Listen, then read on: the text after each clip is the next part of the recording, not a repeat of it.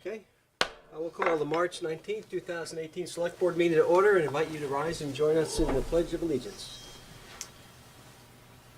I pledge allegiance to the flag of the United States of America and to the republic for which it stands, one nation, under God, indivisible, with liberty and justice for all. I'd like to welcome everyone to tonight's Select Board meeting, and if you haven't signed in already, please do.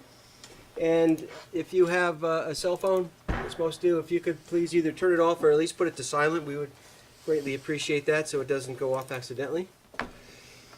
So, first up is agenda additions and changes, and I see we have a few things here. Great. We do, yep.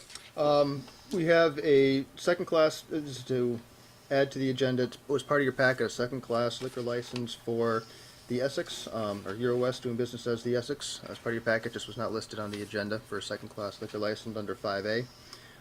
We also have Berta's submitted a first class liquor license. They've gone through the background checks that can be added to the first class liquor licenses.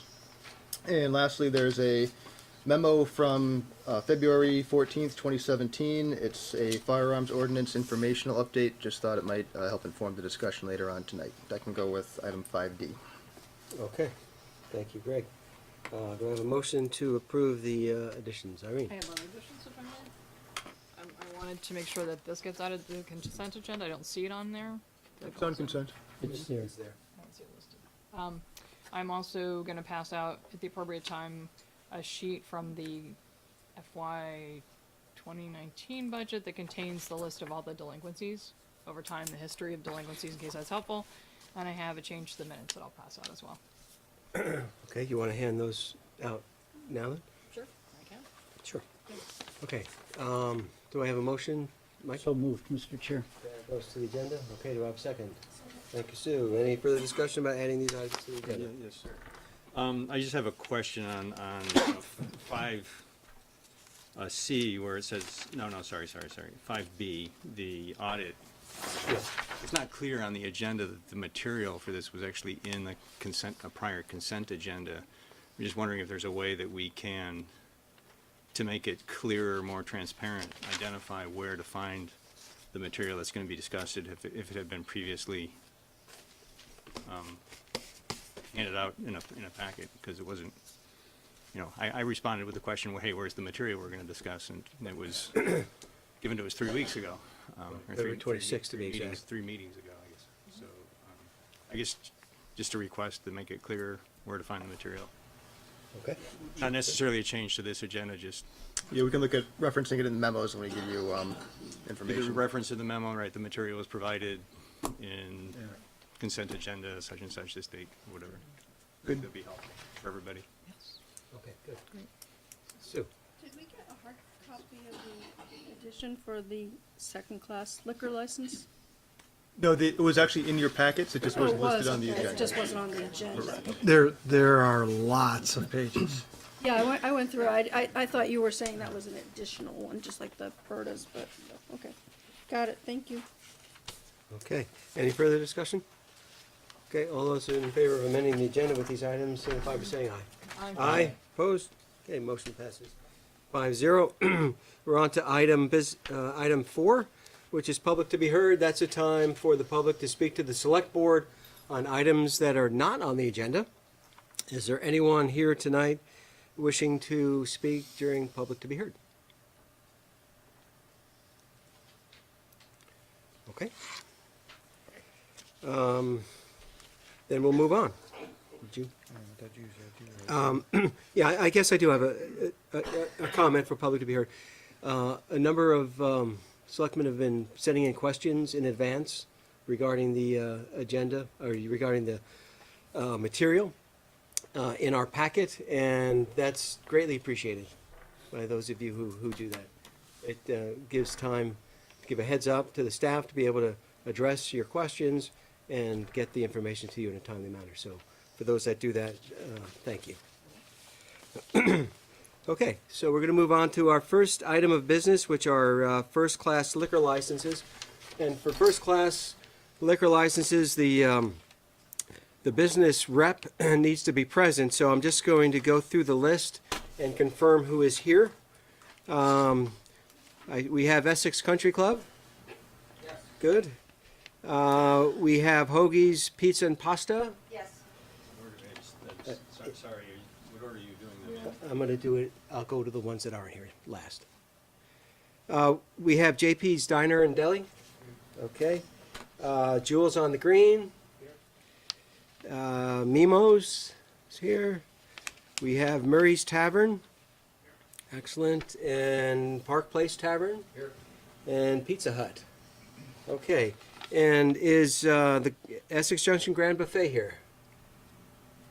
No. Okay.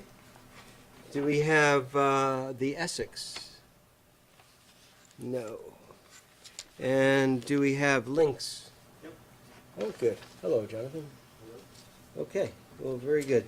So, pardon? All right. Yeah. Lazy Farmer's here, right? Thank you, Sue. And let's see. Berta's too is here. Okay. All right. Great.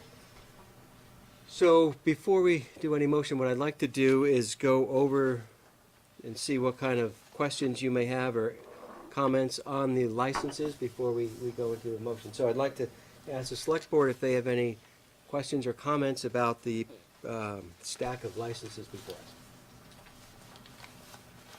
us. Andy? Yeah, the only question I have is I noted that Park Place Tavern has a different form than all of the others for outdoor consumption. Just, is there, I know you answered this question already, but I wanted to bring it up publicly here, that there's no difference, there's no issue with the way signatures are requested on either of them. Because they're different, it's a different form. Just It's a new form that the state is offering. I guess it's what the clerk pulled up from online, and so it's accurate. It's acceptable, and you'll probably be seeing more of them going forward. so on the older form asked for select board signatures. I assume we should go ahead and sign those, or do we, because that's the way that form is set up? Okay, just adds that many more signatures we gotta do, but that's fine. Okay, all right. Yeah. Sue? On the same one, this form, the new form, I guess, doesn't indicate when the enforcement seminar training was, the enforcement seminar training date? I don't see it on this form. They have it as part of the normal, not the outside consumption piece, but the regular piece. I think it was part of there. I didn't see it. There's 8 pages, but the extra pages are around the nonprofit disclosure. Okay. So, we would want that. Wouldn't they, Pardon? so wouldn't they also have to have it just to get their liquor license in general? Yes, but it has to be kept up to date Yeah, we every need to 2 just, years. yeah, we need to make sure it's current. Okay. Because they expire after every 2. We can track it down if it's not here. I didn't see it unless somebody else saw it. And on that one, they're asking for a tobacco license too, which we don't do, right? I think that was in the packet as well. And on that same one, on page 1, there's an area that says to the control commissioners of the town/city of, and it was left blank, we just need to fill in Essex on that. Yes, I've done that. You've done that? Okay, excellent. Anything else? No? Okay, then, let's see. Jules on the Green, the updated last enforcement seminar needs to be updated to 1/8/18. I think it still showed the old date on it. Yeah, I corrected that as You well. got that one? Okay, so you got those others. Very good. There was that one, and there was, I believe it was Spano. Mimos had another one that I Mimos. corrected. Okay, super. So any other comments then? No? All right, and there are several that are looking for outside consumption permits. So I think we should, like we did last year, is break those out separately so that it's clear that we're approving the outdoor consumption. We can do the first-class liquor license without, and then the second motion could be the one's first-class liquor license with outside consumption. Does that make sense? Okay, what's the board's pleasure? Andy? Oh, well, one second, Andy. I'm being told the Essex has just shown up. Ah, okay. Hello, very good. All right, yes. Okay, Andy? Okay, so just to make sure I understand this, you want two motions, one that includes those that do not have outdoor consumption, then a second one that, okay. Yeah. Not a second, not everybody, then a second one. Okay, that makes sense. All right. I move, the select board approve, first class liquor license renewals for, Essex Country Club LLC, doing business as Essex Country Club LLC. Stephenson Incorporated with catering license, doing business as Hoagie's Pizza and Pasta. JP's Diner and Deli Limited, doing business as JP's Diner and Deli. GC Pizza Hut LLC, doing business as Pizza Hut Suite 605. Thank you, Andy. Do I have a second? Second. Thank you, Mike. Any further discussion on approving the first-class liquor license for those companies? Okay, hearing none, all those in favor signify by saying aye. Aye. Aye. Opposed? Sue, did you have a? So those are the ones that are only asking for a first class and not also Correct. including an outside? Right. And where's Berta's in that? They have an outside consumption request. Okay, Okay. thank you. So all those in favor, aye. Opposed? Okay, so motion passes 5-0. And do we have one for the first class with the outdoor permit? Andy? I move the select board approve first-class liquor license renewals with outdoor consumption permit, outside consumption permit for the following businesses. Eurowest Inns Incorporated, doing business as the Essex. JES Impreza Corporation, doing business as Jewels on the Green. Kin Cow LLC, doing business as Lazy Farmer. Links at Lang Farm LLC, doing business as Links at Lang Farm. Spano Incorporated, doing business as Mimo's Pizzeria and Restaurant.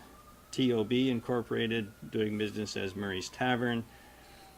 SE and NP Incorporated, doing business as Park Place Tavern. Berta's 2 LLC, doing business as Berta's. Thank you, Andy. Second. Thank you, Irene. Any further discussion on these first-class liquor licenses with outside consumption permits? Okay, all those in favor signify by saying aye. Aye. Opposed? Motion passes 5-0. And before, yes? Just a quick question. Yes, Who, we missed who made the second on the first motion? Andy and Mike. Andy. Mike, Okay. thank you. Thank you. Okay.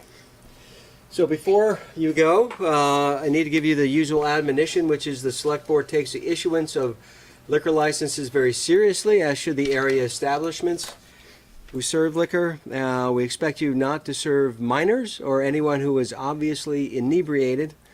And we do thank you for doing business in Essex, and we wish you a very successful year. So you're welcome to stay for the rest of the meeting if you'd like, but you're also free to go. Okay, thank you all.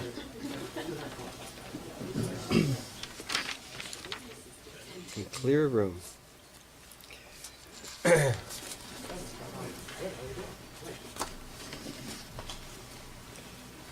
Okay, we're going to move on to the second-class liquor license renewals, and I'll open that up to the board for comments on or questions on the second-class liquor license renewals. Anybody? Sue? Question on the Maple Fields one, Mm-hmm.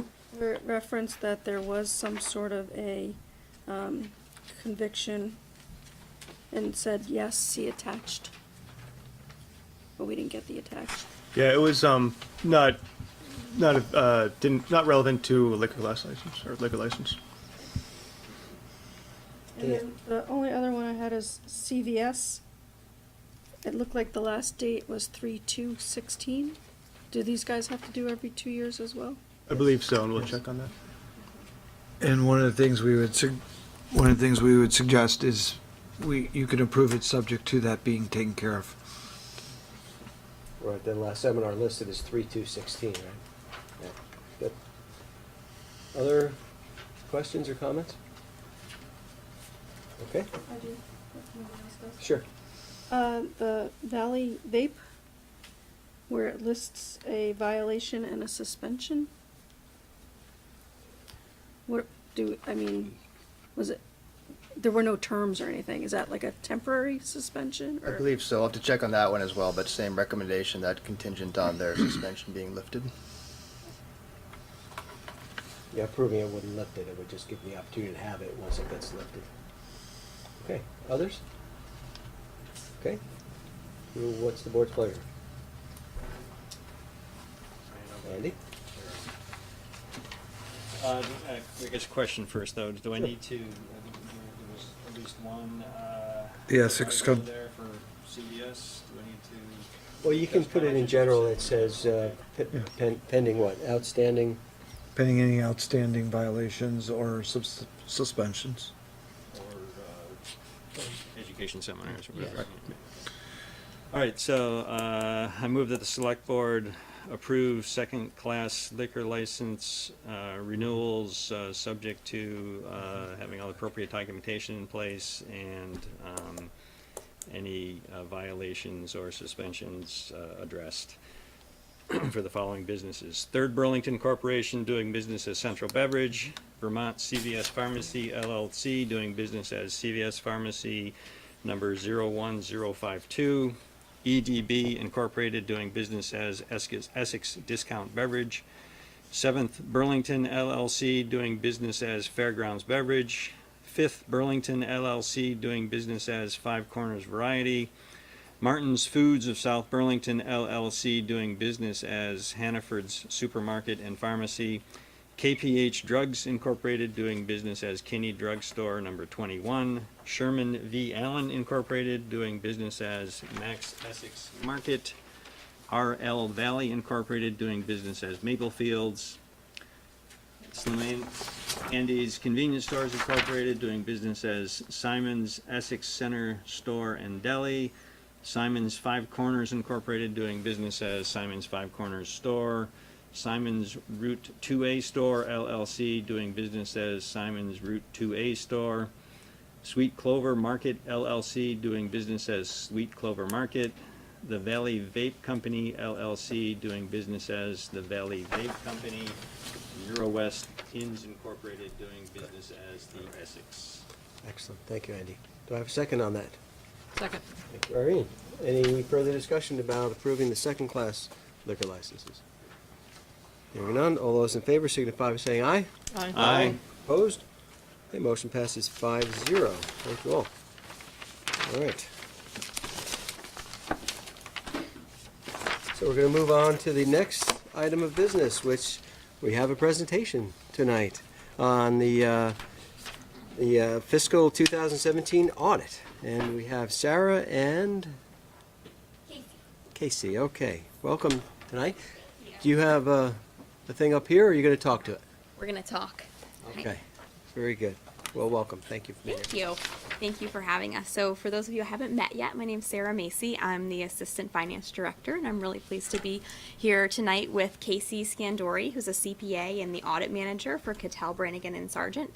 Casey led the team that did our FYE 17 financial statement audit, and I would like to take a quick opportunity to thank her and her team, Bill Kaiser and Brittany Brannon, for doing a really nice job, for being thorough, and for answering all of my questions, even when they may have seemed repetitive and opinionated. And so thank you very much, Casey. I'm going to let her give you an overview of the audit, and then we will take any questions that you might have now. And as always, if you have any questions after this, we're happy to answer them. Okay, great. Hi, I'm Casey Scandori, as Sarah said, from Cattell, Brannigan, and Sargent. It's a pleasure to meet you all. I've actually been doing your audit for probably about 10 years now, so it's nice to finally be here. So I'm by no means going to go through this audit every page, because we'll be here all night. Well, a high level would be fine. Just the higher level, some important things, to try to keep an eye on. If at any point you have any questions or want me to, get into anything deeper along the way, just let me know.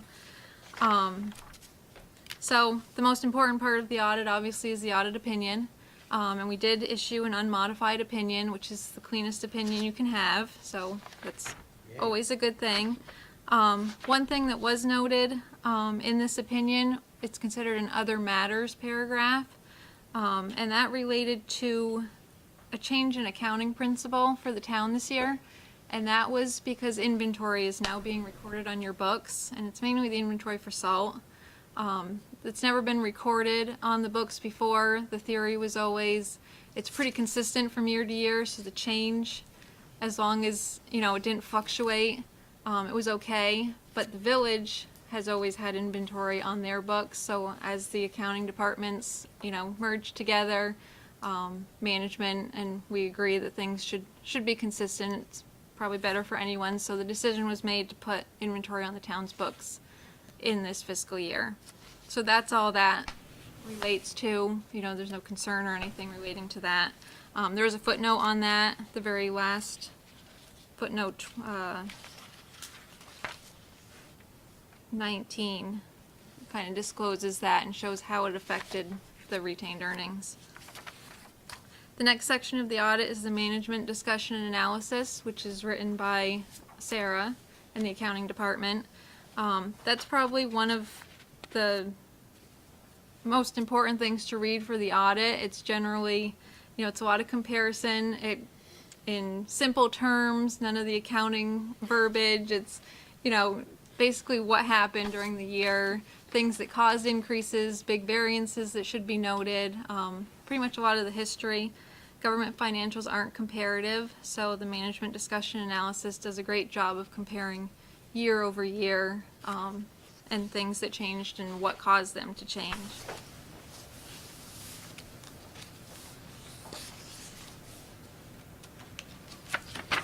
First set of the financials is the government-wide financials, which is on accrual basis of accounting, so that's going to report all your assets and your debt, which is different. That's on page 1.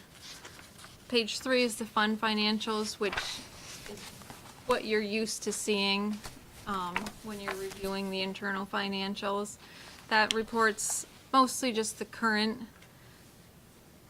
readily available items, which is generally around 60 days available, so you're not going to have your capital assets, you're not going to have your debt on those books. Purchases of assets are expensed, debt payments are expensed. On that, one other item to note, that's on page 3, is the unavailable revenue from property taxes, and that's property taxes that haven't been collected within 60 days. The number is fairly large. I know the town hasn't, in recent history, as far as I know, gone out to tax sales, but that would be something to kind of keep an eye on, is that uncollected amount. And then the fund balance restrictions are also shown on that page. Non-spendable is things like your inventory and your prepaids, where the cash isn't available. Restricted relates to the reappraisal fund, and your assigned fund balances are all listed in more detail in note 12. That's on page 28, which are all things that you should recall from approving throughout the year. And your unassigned fund balance is right in line with your policy, which is 15% of operating. So that's, you definitely have a very healthy fund balance. And then the next financials are your proprietary funds, which is your water, sewer, recreation fund. Those funds are separately reported. They're generally self-sustaining business type funds. Same thing there, those are going to report your assets and your debt.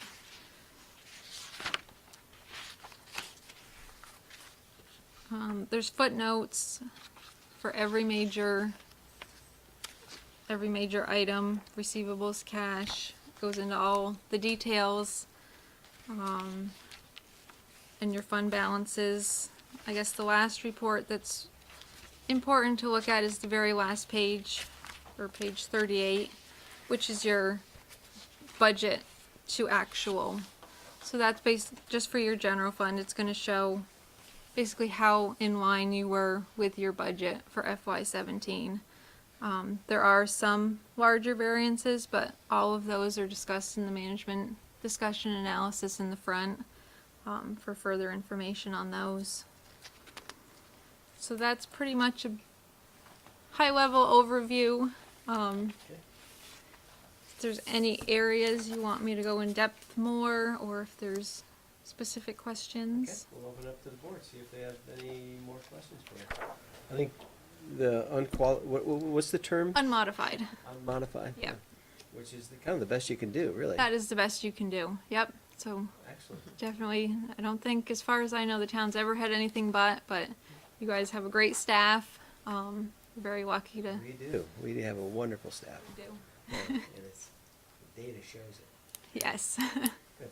Okay, comments, questions? Yeah, go ahead, Mike.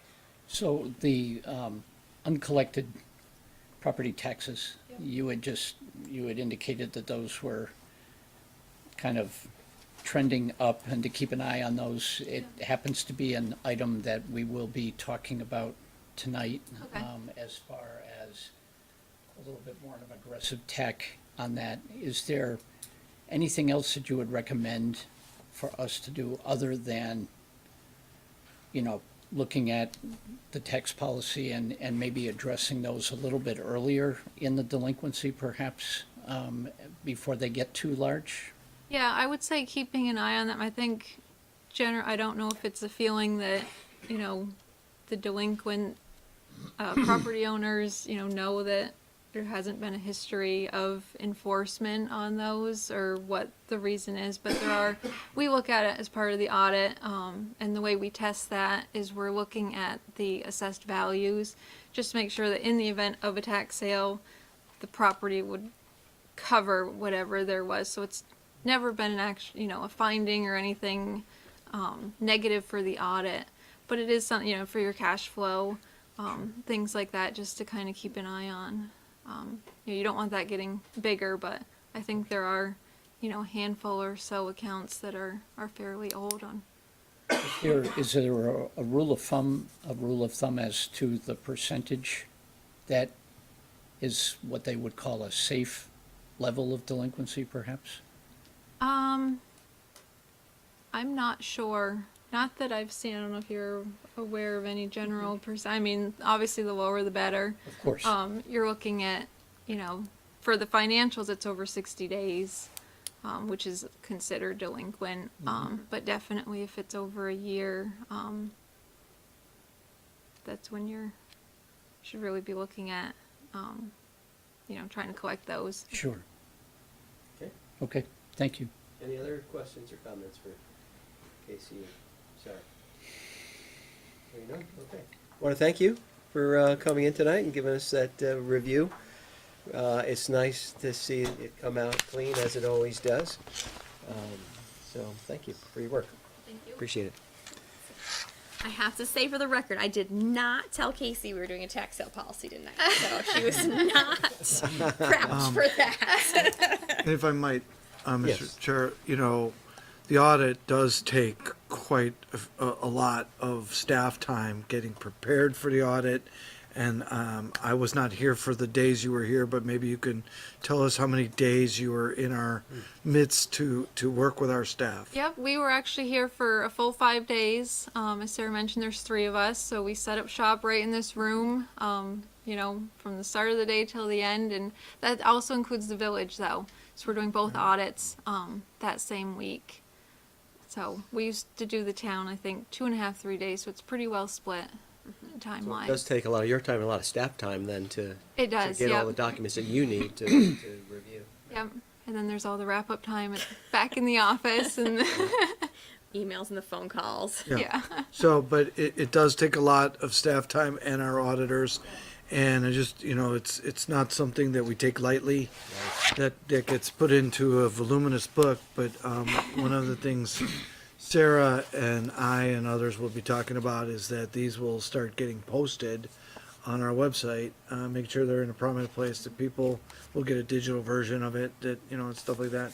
Make sure that our financials are prominently displayed on the websites. And your staff does a great job. We always appreciate the preparation that goes into before we arrive. It makes things go a lot smoother if they're ready for us. There's always a So- surprise document or There something is, you asked yep. for. If we knew exactly what you were gonna ask for, then it would, Exactly. people would start to wonder. Okay, Thank you. thank you again. Thank Casey. Thank you both. All right, we're going to move on to our next item of business, which is 5C, and that's acceptance of a tax sale policy. So Casey, you might want to stick around. So Sarah, you want to walk us through that? Or, I would be happy to. So one of the things that we have been looking at as the audit wrapped up was the level of delinquent taxes, and in particular that deferred revenue item, so the ones that weren't collected within 60 days, and that was $585,000 at the end of the audit, and that struck us as being a little bit on the high side. Certainly it's not a desperate need because we have a good sized fund balance and we have a good sized cash balance. Before I go too much further, I put together some statistics that you guys might want to look at while I'm talking about them. Thank you. So we were discussing internally that maybe it was time to pursue a tax sale, at least to get the ball rolling. The tax sale involves a number of phases, the first of which would be a demand letter from the town, which says this is your delinquent balance. We are headed toward a tax sale. You may call us and make appropriate payment arrangements, and also here are the criteria for abatement if you think you qualify. And normally that gets people moving a little bit more than that regular quarterly delinquent notice, which is more of a form letter that says this is the balance you owe us. Yes. Sorry. So these, what is in that 585 have not been to the Board of Abatement? That's correct. When does the financial? I think that the Board of Abatement may have heard one of the properties that's in that balance, and then of the others, there are 3 others that have active. Four others that have active payment plans that are current, and so that they would not be eligible for tax sale at this point because they have active payment plans. Before we go toward a tax sale, we would like to have something clear in writing that we've all been able to discuss about when do we go to a tax sale and who would go on that tax sale. I mean, it's certainly clear that a property that owes $15 would not go to a tax sale. At the same time, it's clear that maybe one of our top 5 delinquencies that owes $165,000 would certainly go to a tax sale. But there's a lot of room in between those two, and I think there's a lot to be said about balancing the financial realities of our taxpayers and the needs of the town. And so I would like to use this policy as a chance to initiate a conversation about where we all stand and what we think the right balance of carrot and stick, for a better turn of phrase, is. Would you like me to continue? so in this policy that you put together, did you look at other communities and what they're doing, or where did you get the ideas for this? So the village of Essex Junction has a tax sale policy back from when they were collecting taxes for the village and for the school. And so that combined with a short policy from the city of St. Albans formed the starting point for this policy. And then there are 2 different thresholds. When do we go to tax sale? So tax sale is an administrative burden. We do get to charge back attorney's fees equal to up to 15% of the delinquent principal, but when you have lower level accounts, that's not a lot, but it is a lot. It's a daily task internally to make sure that we have the most current attorney fees, so that if someone comes in to pay at 8 a.m. on a Tuesday, they know exactly what they owe, and they're not paying one balance and then getting a call next week saying, hey, you owe us another $50. So it's time consuming internally. It takes up the attorney's time. It may even cause bad feeling in the town. I'm not sure what the response would be. But we don't want to just go to tax sale every time there's somebody over a certain threshold so that we're constantly having rolling tax sales. So we want to take a look at that. When do we want to initiate a tax sale? And then also once we do that, who will be on the tax sale? And I think it's really important to look at 2 criteria on a parcel to parcel basis. One is how big is the balance? And the second is how long have they had a balance? And those things indicate different scenarios, and there might be different treatments for both. And I think we can talk about all those different levels. So there are a number of moving parts that we can discuss. I also think Casey brought up a good point in that, if we're not taking any action, that also spurs behavior, right? I mean, I think there's a balance, and you have to make sure that you're addressing the right things. But also you need to be addressing something, because if you're not addressing it, then that sends a different message. You also want to make sure that you are administering your policies equitably. Whether it's, gender, race, and all that stuff. It's not based upon that. It's based upon what the numbers are telling you, the balance, the age, the length, etc., not who you are. Okay. Did you want to go over any other details with us, or? I would like to just reiterate what Evan just said. So there's a very clear purpose statement at the top of this policy, which I think might be the most important component of it. This is to give us guidelines so that when we're in the office and somebody is calling and asking about their taxes, or someone wants to know why does my neighbor not have to pay and I do, we have something that we've all agreed on that we can talk. Point 2. The other thing I'd like to go over just briefly is the summary of some statistics that I've laid out. Taxes, because we have a tax due date every 6 months, it is a little bit of a moving target. So I've laid out the statistics from 3 different perspectives. Column B is all delinquencies all years. That includes the amount that just went delinquent at midnight on March 15th. So this is skewed artificially high because that was just a couple days ago. And a lot of these will flow in the next month. In fact, I posted $235,000 today. So this is a little artificially high. So for sake of discussion, we probably don't want to look at that column. In column C, I've excluded just the most recent payment that went delinquent a few days ago. It does have the first payment from the current tax year, which was due back in September, so there has been some time that people could come in and pay or make payment arrangements. And then column D, I've excluded all of tax year 2017.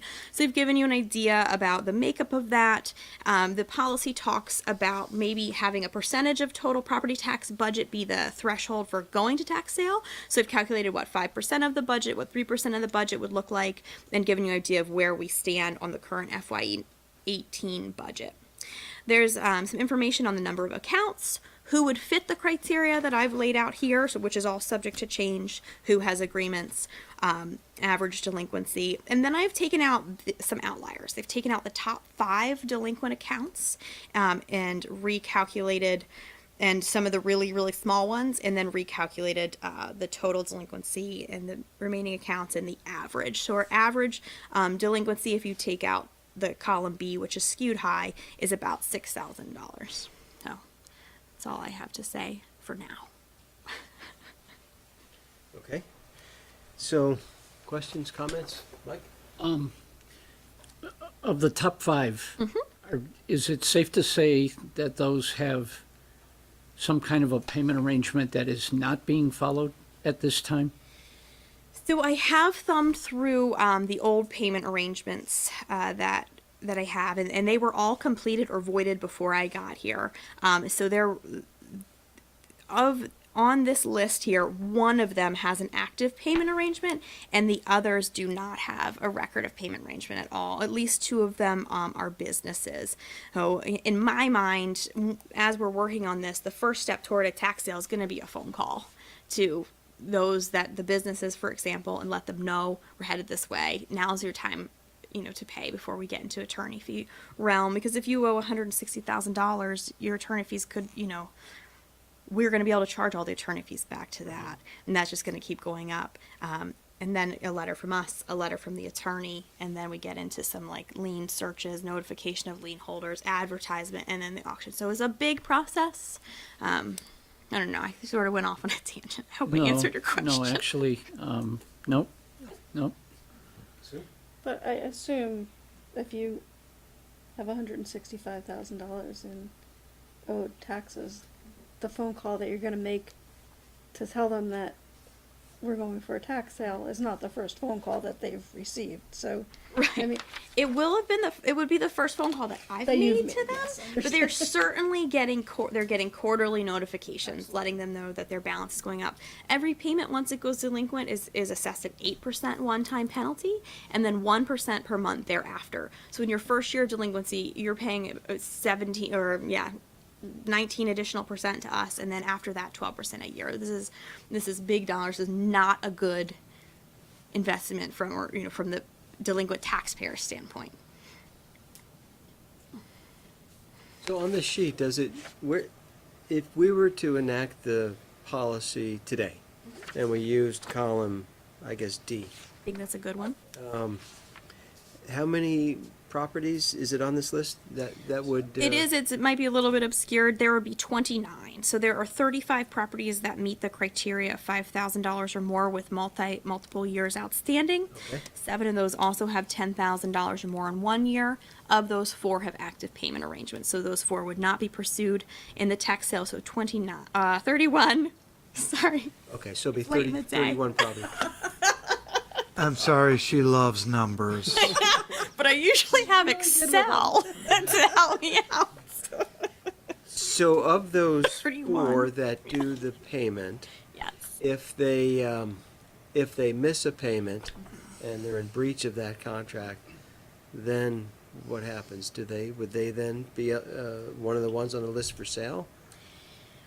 It depends. So if we initiated the tax sale and the attorney had sent out their demand letter already and we were moving into the title search phase, we probably would not be in a position to add them into the tax sale because things are already rolling. There are very specific guidelines on when things have to happen, and we don't want to have a situation where we have certain due dates for most of them and a different due date for some of them.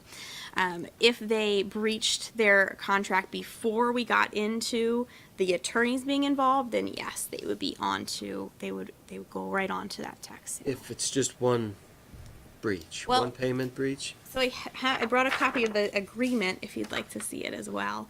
A breach of the terms is failure so failure to comply with the terms is any failure. There's a detailed list of when they're going to pay and how much. If somebody calls and says, hey, I owe you $500 tomorrow and I just am not going to be able to do it. Can I pay half of this week and half next week? That's fine. We want communication. We want a reasonable plan to pay off the delinquent taxes. So you're only going to be penalized if you just ignore me, us, with this and with your taxes. So this is a reasonable alternative. This is available to anybody who is having a hard time paying, and come in, we can discuss what makes sense for them, what makes sense for us. Okay, so as In long as they're advance. willing to get on a plan and stick to it, Yes. even though they're behind, but the plan is to get them current, how much time do they have to get current? Is there a So policy in for that? In the tax sale policy, one of the criteria for removal from tax sale would be to pay 50% of the balance and then a payment plan to pay the rest in 12 months with monthly installments. okay. And so that 12 months is really important because if somebody is going to be removed from tax sale for setting up a payment plan, we really want to know before the next time we talk about tax sale whether or not they're going to comply with that payment plan. So that's where that 12 months comes from. As far as the repayment agreement outside of tax sale, it doesn't specify a time frame. I think it would depend. We wouldn't want it to go very long. So the agreement also says you have to stay current on your current taxes and your future taxes. So if you don't pay your September installment, even though you're making your monthly payments, your contract has been violated. But that being said, I think a 12 to 24 month time frame, depending on dollar amount due, is a reasonable time to look at it. We don't do anybody any favors letting this go on longer. Right, they get to a point where they can't pay. Right? It's just so deep. Yeah. Okay. Other questions, Andy? Yeah, so you say there's 31 potential at this point, and you said that once we start the process, we don't add people. They can come off if they get themselves on a payment plan or they address the issue. but as you said, we're not gonna add other people because it would put them in a different place, and then we just have to keep track of all that. Absolutely. So I guess my question is, so we deal with these 31 individual or properties.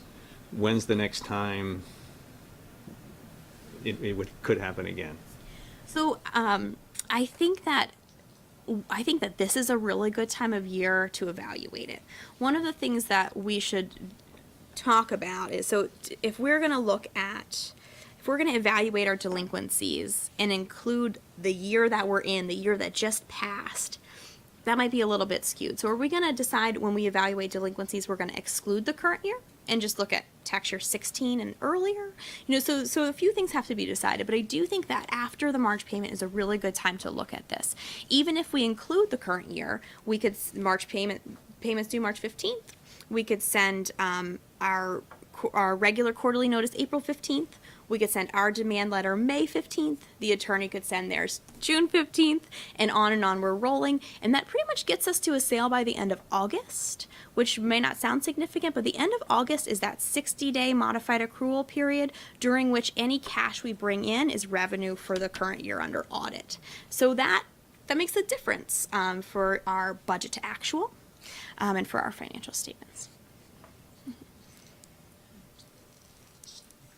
Can I continue? Absolutely, please do. So that's a choice that you would be looking to us to help you make is what's the trigger date? And what are the criteria that we use? And you've suggested here a couple possibilities. One is that, right, we only look at 2017 and prior, so a year. I mean, we've just finished paying 2017. Yes, yeah. So the March 2018 payment is the final 2017. It is, yes. Okay, and so these 31 would be properties that are delinquent for a year at this point. They've already been delinquent for a year. That's correct. So they have So not this paid. is okay. So the way, right? Okay, so excluding 2017, so it's 2016 and prior. Okay. So the possible way to view this is, say, after a year has elapsed, if they haven't caught up on their taxes, then we go to tax sale. Certainly, yes. That's a reasonable approach. Mm-hmm. Alternatively, you also mentioned that we could just say, hey, we just collected 2017 taxes. There's, I don't know how many properties on that list, 314? Yes. Yeah. I know. Roll up your sleeves. And the 314, to our knowledge, can be coming any day now. They're Right. just, Certainly. if we hadn't had a chance to talk to this, but let's say a chunk of people, a particular bank or mortgage company uses a particular firm to send in their escrow the taxes and send it in. Didn't come in by the deadline, it may come in next week. And so that number could be down. Or somebody was out of town, they forgot, whatever. We have lots of people who come in and pay. But ultimately, what you're seeing is there's 31 that Yes. are longer term, outstanding, have not paid. And to your point, And we don't want that list to grow no. year over year. And start this plan when we're at 40 or 45. Right. And to your point, it was just due, but there is still some time that's going to elapse before we hand the list over to the attorney. Probably 90 days at the earliest. So even though it's really soon and it's a big number, it's not unreasonable to use it as the cutoff date. But that's a decision that I would hope that we could have, some input in so that we're all moving forward together. Mm-hmm. So Andy, are you proposing it get modified? somehow? No, I was just asking for clarity as to what the couple options that I think we've discussed here. And the other question, if I can ask another. So you're saying that of these 31, if I can do the math right, 24 of them have more than 5,000 due, and 7 of them have more than 10,000 due. Is that what you've? That's correct. The first number you said have more than 5,000 and multiple years, so 2016 and 2015 Okay. at least. So that satisfies the criteria that's been proposed in the policy. And so we would move forward, we could potentially move forward with all of those right now, and then a year from now, look to see who might be in that same bucket that didn't get addressed That's correct. in this year. Okay. And the $5,000 number is based on what's worth putting effort into collecting? Is that the? I think so. I think it's if your average house is $280,000, that's just a little bit less. It's just about what the taxes would be in 1 year. So that $5,000 applies to multiple years, but it is about what is in 1 year. Although there's another way we could, sorry that there are so many options here. If we want to say, if you have, 1 year, 10,000 or more, I feel like that's a big number. That's twice the average. It's going to exclude a lot of your residents who may just be having a hardship in 1 year. So I feel like that's a good number for the 1 year calculation. But we could go the other way on the multiple year and say, hey, you know what, maybe it 1 or 2 or more years, but 15,000 or more, which is a really clear indication to us that those people were just delinquent for 1 year. They haven't made any effort to pay. So there's another thought. There are a lot more options here than I thought initially. Sue? Do you know, when is the last time that Essex did a tax sale? I believe it was about 2012. 6 years. So the proposal is to make this an annual thing. So I guess I'm going to throw another option, that it not be reviewed every year, but I don't know, every couple of years or something, and then, setting the threshold based on that. I don't, just thinking through, I mean, if it's been 6 years since we've done that, it makes sense that we've got this backlog because we haven't been addressing it, but do we need to address it every year, or is it, something that? And I agree. Also considering the time and effort, I think maybe it's something that we should at least look at as part of the audit, but maybe not, lock ourselves into having to go to tax sale every year. Mike? I'm trying to understand that if we did it every 2 years, I'm just wondering how many would get the benefit. How many people that are seriously delinquent would get the benefit of that 1 year hiatus that we're not looking at it? I'm not sure I agree with not looking at it every year. And what I wanted to suggest a little bit earlier is that it's reviewed every year, but that the board decide whether its warrants going to a tag sale in that particular year. In other words, I'd rather leave that flexible. Review it every year, and I like your idea of that time frame that you just laid out. So maybe the first meeting we have after the March 15th payments are due, you come in and do a presentation to us with perhaps this same type of spreadsheet, and that way we would have the data in front of us and we'd be able to decide whether we could let it go or whether we should move forward. I think that's a great idea. The select board does have to give their blessing before we go to a tax sale, so that would give you the opportunity to either do that right then or say no. That's kind of where my thought process was coming from. Andy, did you? I did, but I know Irene Yeah, hasn't so- said anything yet. Okay. So, You can wait. I'm a little concerned about making it subjective every year because of the concern about potential interpretation of bias or whatever. If we say, well, no, we're not going to do it this year because we're feeling generous. I like one of the things that was in this policy that you had proposed was a threshold of 3%. You have both 3% and 5% listed here, and in current numbers.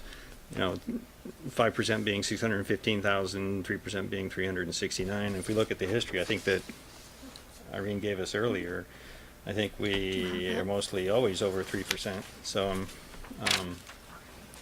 I'd feel better if we had a specific criteria so that we had a solid trigger, and we're going to do it consistently every year so that we're never called out for being, you know, why did my house go to tax sale when this other one, they got an extra year?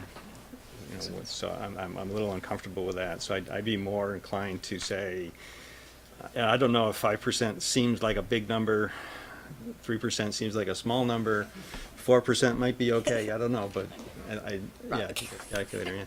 But I guess I would be more inclined to want to do it with a more, if we're going to have a policy, to do it with a very distinct, measurable numbers associated with it, so that we're not doing it arbitrarily. That certainly makes my life easier. Yes. Is it not conceivable, however, that our, the actions we decide tonight or in a future meeting about how we're going to take a more aggressive approach with this, is it not conceivable that far more people would jump on board with some kind of a payment plan and therefore not fall? I mean, they may be moving the percentage, but they're under an active arrangement that we've agreed to with them and they're current. Is that conceivable? Absolutely, and certainly once a letter other than just that quarterly statement goes out, that lays this out, you know, I think if you get an envelope from me that's a little bit heavier, or from our attorney, I think that's a big wake-up call for the vast majority of people who start out on these lists.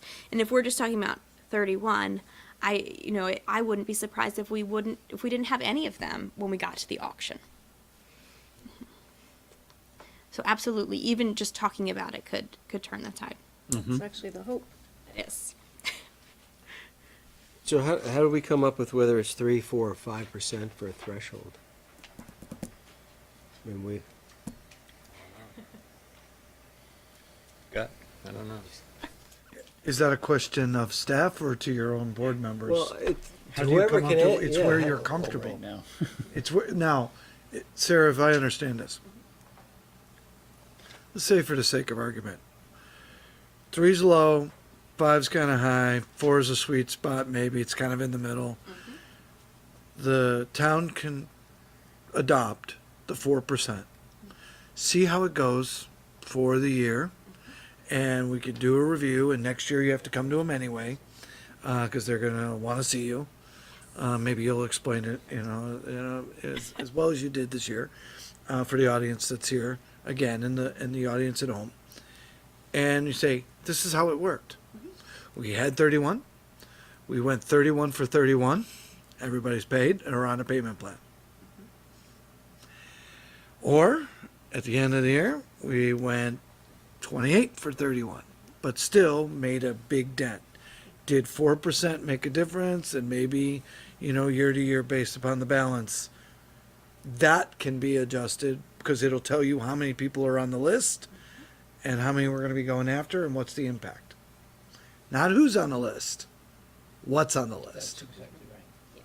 because you can tighten that criteria, right, next year if we needed to go down. And we haven't done it for 6 years, or have a sale, so it might be good to find that little sweet spot, maybe at 4. Mike?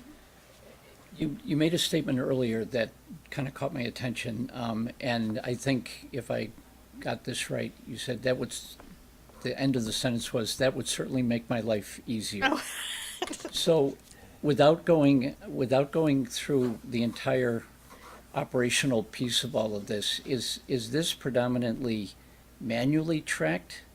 Do we have software available where this is a couple clicks of the button to get it? Can you just shed some light on that for us? Certainly. I can easily produce the delinquent list, and I can easily export that into Excel and get statistics out of it. I could even make a workable Excel table if you wanted to ask me questions on the spot. I could get the numbers. Once we move into tax sale, it's much more manual. So the method that I've used that has worked the best is sharing a Google Docs spreadsheet with the attorney's office. And so I put the information in there, and they update it, and I update it on a daily basis. So as they're incurring fees, I'm adding it to our accounts here, so that anytime somebody calls, I can get a current balance. And so that gets updated as fees are added, as people make arrangements, as the return receipt for like certified mails come back. Can we find this person? Do we need to serve them with the sheriff? There, you wouldn't believe some of the things that come up in this process. So that's very manual. And again, the goal would be to not have to go to sale, Absolutely. To not even get because to that's that when all the heavy lifting and all the back and forth start. Sue? What percentage is the current amount that we have? Like if I go column D, Certainly. Column It's D, 4%. row 13. Yes, 4.13%. It's what percent in that row? 4.13%. Yeah, row 13, column D. I would ask, I mean, so you put this proposal together and you selected 3%. What was behind selecting? That's a good number. I selected 3%. So in evaluating historical tax delinquencies in a former place of employment, it seemed that after a certain number of years we got up to 100%, but really for like years 2 through 4 we hovered around 97% of collected taxes. So that's a statistical table for an expanded financial report called a CAFR that maybe someday we'll have. And so 3% just jumps out at me as having remembered seeing that 97% over and over again. And also, in light of the fact that, I just can't subtract, in light of the fact that we give 100% of what is due to the village and to the school, the town owns all the delinquencies, and so I also think it's in our best interest to keep that range a little bit more narrow. We also get all the penalties and interest, but that's not really the way we want to be balancing our books. Well, also if it took 6 years to get to 4.13%. Yep, that's not just, If you set the threshold at 4%, we might not be doing this very often. right, exactly. Irene? So I have a question about just that number. The percentage of the current, whatever it is, town budget. Because when you look at the history, in 2015, we assumed delinquent taxes for the village and the village school district. So is it really appropriate for us to include debt owed on behalf of the village and match it up to what we need to take in this year toward our town municipal budget? Because we are really counting on expected revenues that never were town expected revenues before 2015, and I have a feeling some of those are still left over in these numbers. Some of the older ones are. I'm not sure I 100% understand. The 12 million figure is just the town property tax revenue.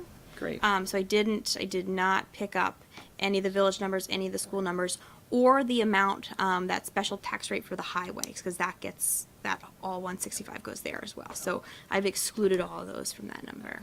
Yeah, we'd be a lot lower than that if he did. Cool.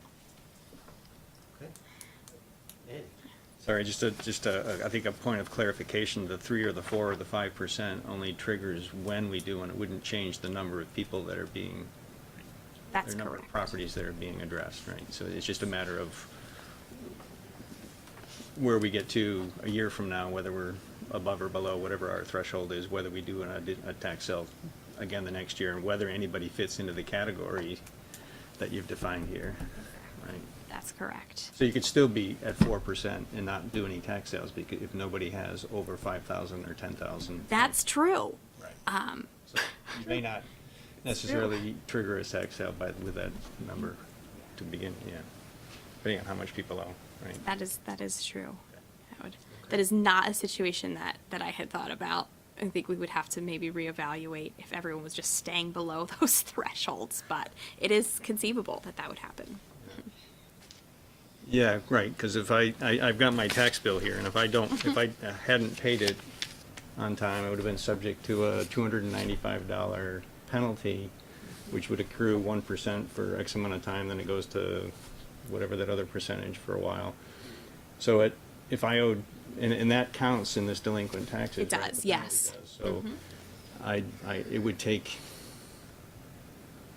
probably longer than my lifetime before I would get into the category where you consider me for tax sale for that one delinquency. For Correct. that If you kept paying for it, refusing to pay my penalty. Oh, yes. Yes. So there are, that's the one thing that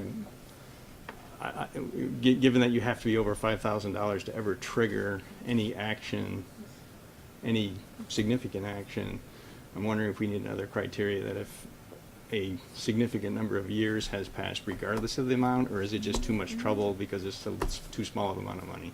We may get into that situation. One of the other policies that I've dealt with the threshold was $1,000.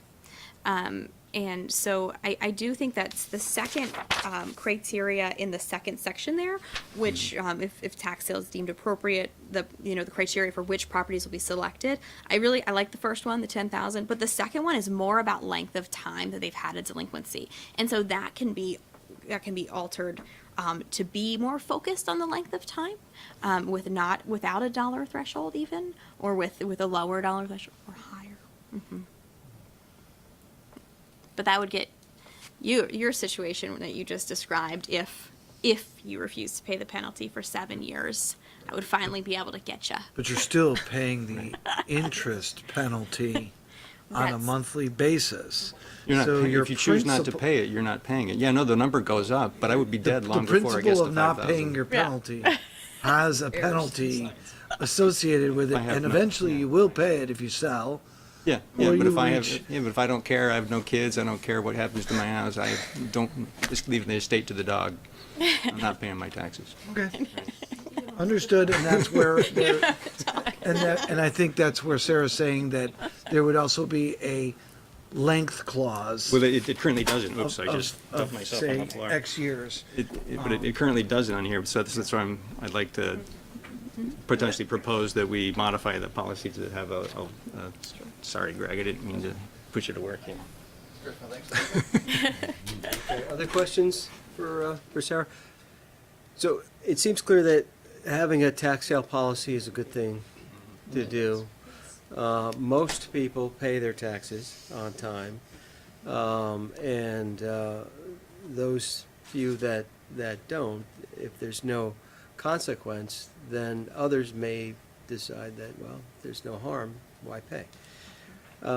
So then the questions that you need from us tonight to help with this is the threshold number. We talked about 3% or 4%. I'm not sure where we are on that. Do you want to keep it at 3 and then review it next year and see what things look like, or did you want to try 4%? What's Like 3.5. I like 3. so you chose 3. Do you I don't want to get in the middle here, though. okay? I mean, it's certainly, we're definitely above the 4% right now, so we'd certainly be above the 3% right now, so either one would put us to a tax sale at this point, and then we can reevaluate one way or the other next year. You want to do the 4% for this year, and then we can reevaluate next year if we want to tighten that up, or It doesn't, I'd rather do the 3. it doesn't change the number of people, or number of properties that we'd go after, and in our organizational meeting in April would be the right time to review this every year anyway, right? Because it's when we review our policies, so I think that'd be time-wise. So I guess I could go either way, I don't care, so 3 or so 4, but. how about we propose 3? Would everybody be okay with that for this, and then we can review? All right, and then what about length of a length clause added? That's something that you can consider and make a proposal. Certainly. One of the things so the first criteria is at least is 1 year of delinquencies with no payment plan above 10,000. So it seems logical that the next one would be 2 or more years for a length clause. 2 may sound short to anyone, to listening just offhand, but 2 years behind on your taxes, it's one payment behind is really difficult to get caught up on. So 2 years, I think I would maybe just strike the dollar threshold in criteria 2, and 2 or more years there. You guys good with that? Two is, I don't know, two seems long to me, not short. Well, there's the, to be the honest with you. 1 year with the 10,000, and right now it says 2 or more with the 5,000, and she's suggesting just say 2 or more. Not have the 5,000 threshold. And not have the amount. It would still get the big properties in the 1 year, but provide some relief for your average resident. This is an okay balance there until year 2 if they still don't pay. Plus that would, your hypothetical of. Yeah, you'd catch taking- that. Yeah, it would catch that too. right? Yeah. I was wondering. Poor Andy, stop. Okay, The so one- I'm is sorry. there any other details you need from us to get the policy determined? I think there is. Yeah, judging from that reaction, yes. Andy, go ahead. We talked about, and I think I postulated that, and I suggested that the right time to do this is a year after, so that, I guess that gets you into the year. And so I'm trying to, I don't know how, I'm trying to figure out the right words to use here. So we're not targeting necessarily the 314, all the properties that were late last week, right? Are we, or are we? And are we saying a year has passed? Or am I reading the whole criteria wrong anyway? Does a year have to pass anyway? No, the way it stands right now is we could go, look at that group of 314, but of those, there are only 7 that have the 10,000 or higher, and the same 35 that have the multi-year 5,000. There are a couple more that have multi-year that drop below the 5,000, but not too many. It doesn't take it from 40-ish to 100. But So the timing of when you say these are the properties we're going after, I guess that's what I'm trying to nail down. When do we pick those? It doesn't say in the policy when that happens. There's no trigger. You want a date, like a calendar Date date, or, like April 1st or Do we something? need a month? I think maybe identified, or- after the March payment becomes What I delinquent. suggested earlier. But the first for meeting which after. tax year? Right. For the current tax year or the prior? What's the I date? What's think the it should be the current, because if we go with the prior, we're already a year behind, Yep, and then okay. some people might have 3 or more. And if that becomes too burdensome, we can also put that up for Right. review. Really quick, Evan, I promise. Andy, you brought up earlier that the second criteria for trigger, if there exists 1 or more individual accounts without or ineligible for payment agreement with cumulative amounts greater than 10,000, that could put, 1 account with a 10,000 balance could trigger a tax sale for everybody. I don't know if that was not my intention. My intention was that if there are some really large ones, but we don't quite hit the 3%, that we would be able to pursue them. So that may need to be reevaluated, which I can do tomorrow. Sue? There's one thought that's rattling around in my head. We're lumping residential and business Yes, we are. together. Is there any reason why we would want to differentiate? If we possibly wanted to evaluate whether I don't know, there would so the business tax bills are larger, so how that skews the statistics one way or the other. They all go into the same pot, that $12 million. I'm not sure. That's a good question. I can't think of a reason offhand, but there may be one.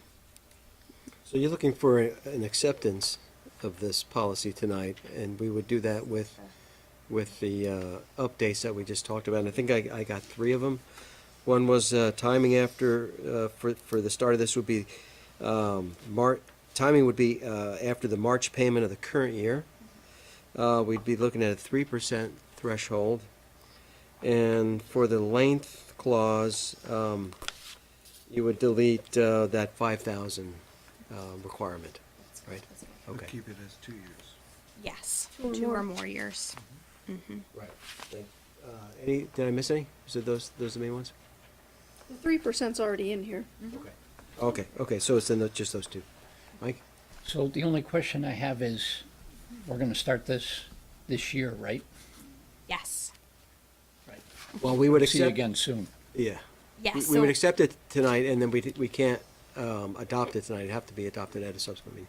So, Right. I would need a motion then to accept the tax sale policy with those two. Sir, updates. Yeah. sir, I think, Mark? there Mark, was, I think there was one more comment that Sarah brought up about the other, one of the aspect of the trigger of, it says there exists one or more individual accounts with greater than 10,000. She needs to rework that. And so that's another piece that needs to be reworked, because one individual could trigger the tax sale for everybody who falls into the. Well, if we've taken the $5,000 off, She's gonna rework that to make sure if one sale doesn't necessarily trigger what you're talking about. Yeah. There So there's an additional update then, other than what you've enumerated. Which we don't know what it's gonna be. We don't know what it's gonna be yet, so I don't think we can adopt But I this to the think, next meeting. but I think what we understand is that with that caveat, she has some work to do, but give her the direction of, yes, you're okay, please draft and come back. But we shouldn't be adopting at the next time, because we'll be seeing something new, not just these two things that I talked about. We'll have this third thing, right, that we don't really know what it's gonna say. Yeah, We could adopt it as is and then modify it again later.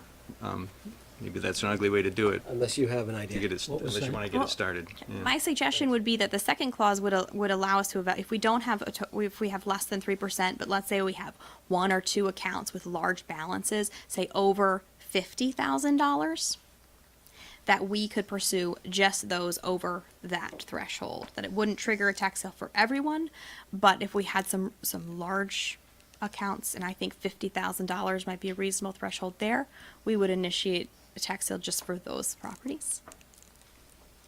Everybody okay with that? So this one at 46 would be under that threshold. That's correct. So I think there would just be maybe two, one.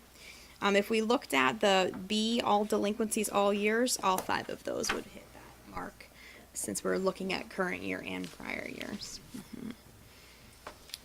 But I'm also more than happy to draft something up and come back. That'd be great.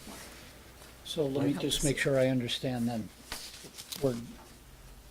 We're not gonna be able to move and give Sarah her marching orders and bring this up again on April 2nd? Well, Or can we we could do it look, on we could April review it again at April 2nd, right? And then adopt it at a subsequent meeting, unless, I don't think is there, We can't adopt it on the 2nd, even with this? I'm trying to figure out why we can't adopt it on the 2nd. I guess if we know what changes are gonna be in there that we ask her to go update, then you can do that, right? We could make those changes tonight. If you have a good sense of what you're doing tonight, and Sarah doesn't bring back anything substantive that we haven't talked about in a second, it could be adopted then. So if you're comfortable with that $50,000 as kind of the final question mark, and Sarah's okay with that, if we give her the marching orders, the direction to come back on April 2nd with the final policy based on those 3 changes, then you can adopt it on the 2nd. Okay. So And if we find any big holes in it at that point, then we can rework it again. Back. So, this way, we have an opportunity to go forward. Okay, all right. Okay, so, So just the tail end of my question Yeah. then would be, we see Sarah again, we adopt on the 2nd, and then the meeting, at a meeting as soon thereafter as possible to begin the formal review? I guess whenever Sarah's ready. Okay. Yeah. I didn't say the 16th, I just said at the closest meeting thereafter. Okay, so can I get a motion then to accept the tax policy, the tax sale policy with those 3 changes? You want me to repeat the changes? It was the timing for this to start would be after the March payment of the current year. The length clause would strike the 5,000, and it would be the 50,000 threshold, $50,000 threshold for tax sales. If, any one property. for what? For any one For property. any one property. So moved. Okay, thank you. Second. Thanks. All right, any further discussion on the tax sale policy? As amended? Sam, are you good? Okay. Okay. All those in favor signify by saying aye. Opposed? Okay, motion passes. Thank you very much, and Thank thank you, you for all your sir. questions. Thank you very much. Good, very good. Appreciate it, all your hard work. Okay, we're gonna move on to business item 5D, which is planning for community discussions about firearms ordinance. And I think with us tonight we have Jennifer Nauer. Hello, Jennifer. Welcome. Yeah, if you could join us up here. Appreciate you coming out tonight on a cold night. Something, that's Yeah, good. it's- Ray, did you want to kick it off in any way? I'm sure I'll just do a brief overview, but you're aware, I think people in the audience are probably aware at this point. We've been having a discussion about potentially changing the firearms ordinance.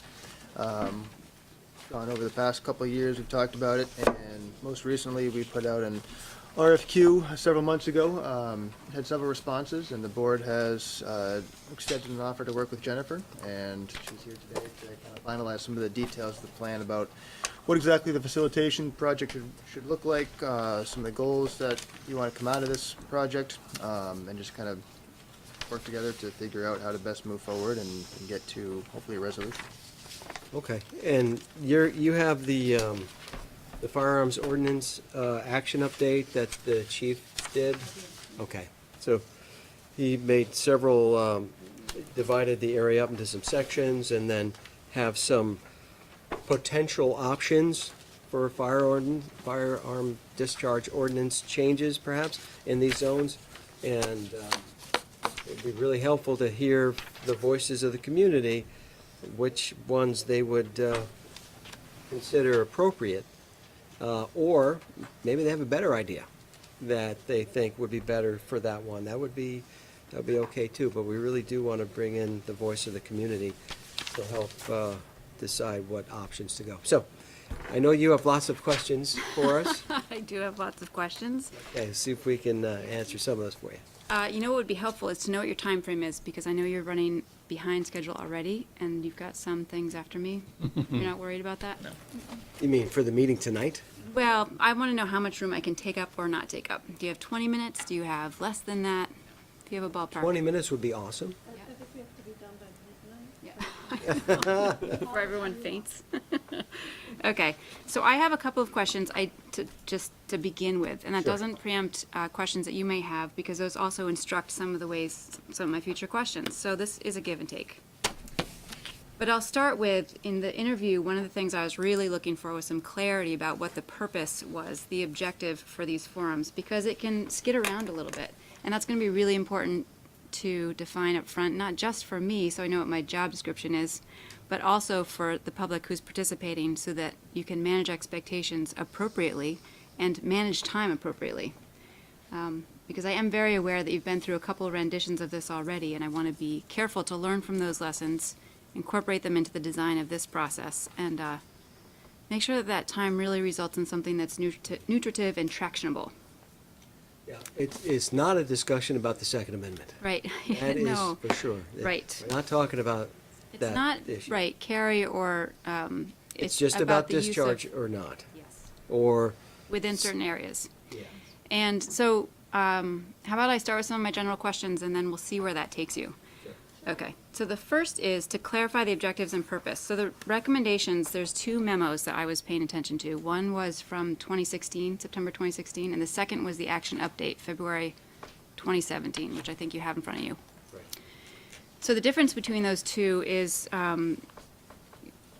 well, they build on each other. But what you have in the in your bid for a facilitator was that the new outcome should be based at least in part on the options presented by the chief, which makes sense. I'm wondering what the hesitancy has been so far in proceeding with one of these options to date. You know, what's gotten in the way of that?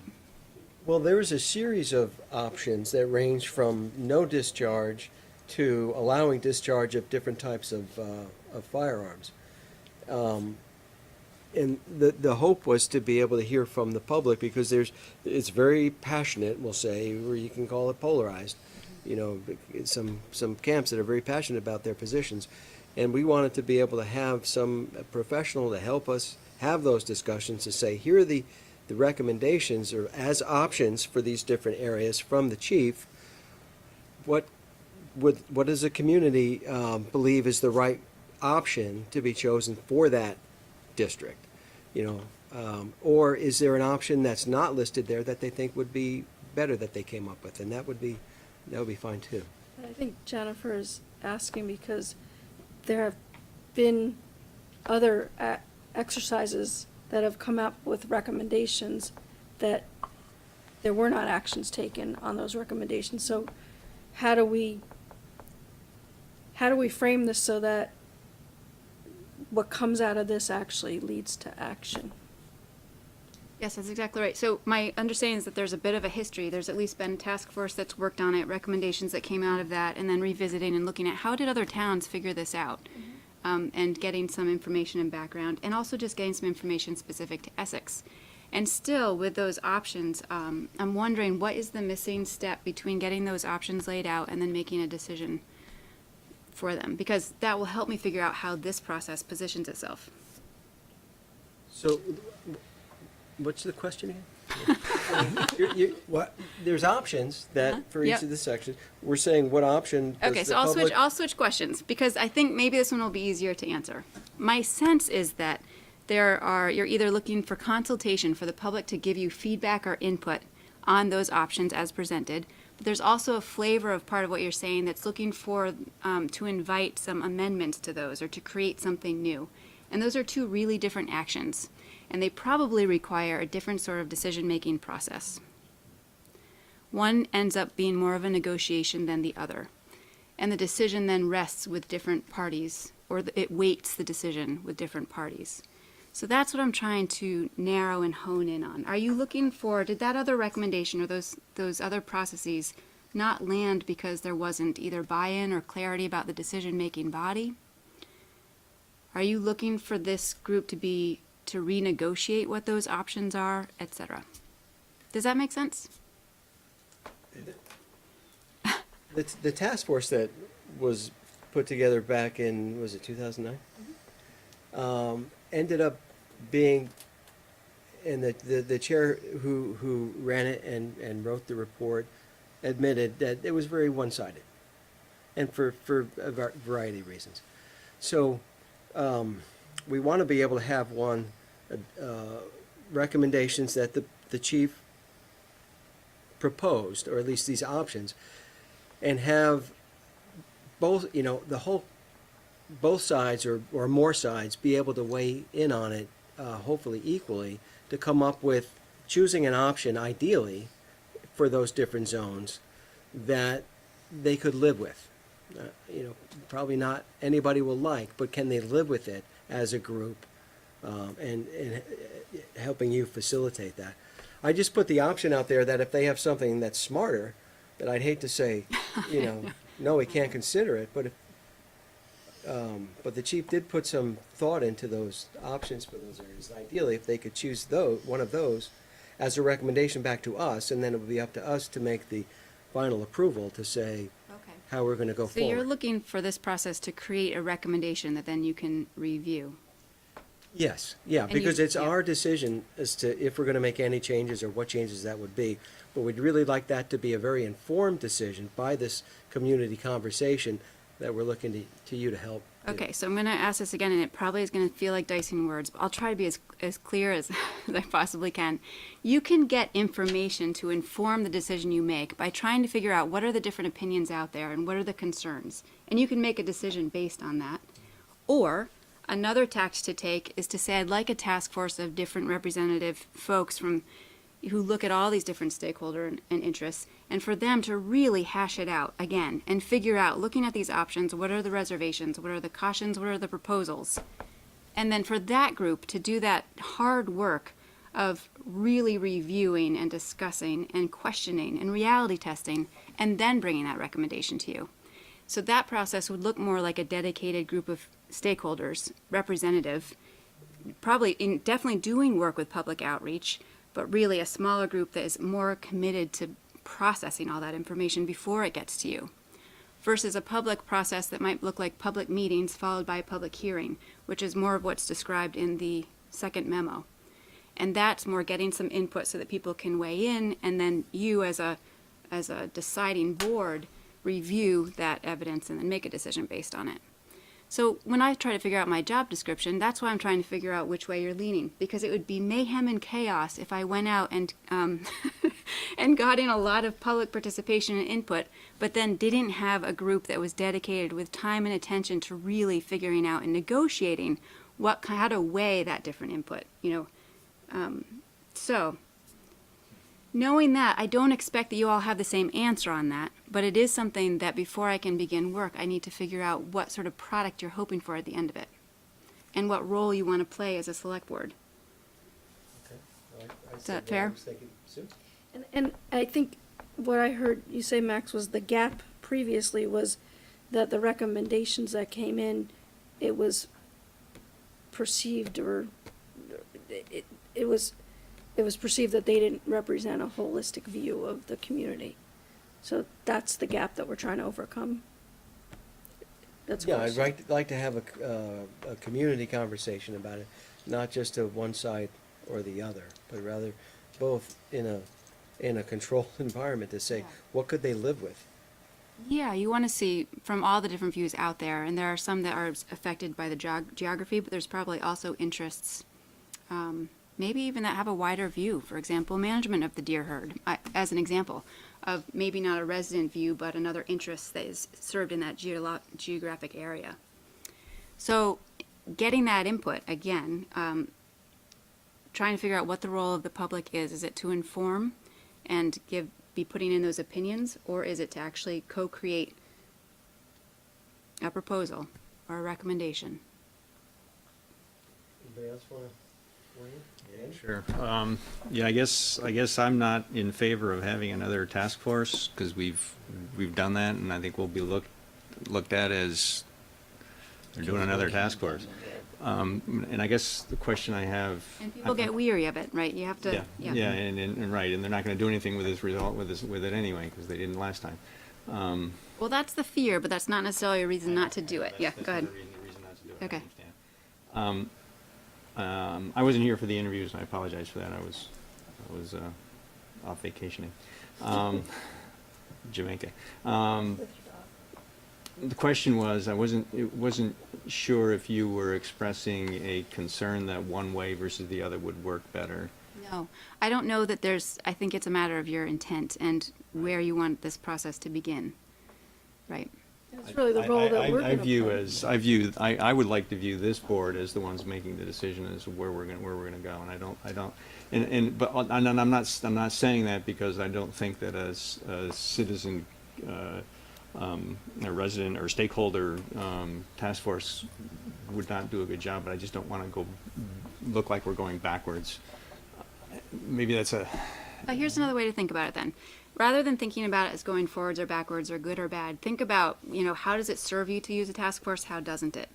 The ways in which it serves you is that there's a dedicated group of stakeholders that represent all those different views, and they really have to reckon with those views in order to come up with a recommendation. It's time intensive. Well facilitated, it's a little less time intensive than if it's just a group of people without someone holding that process, because it is hard to do both those roles.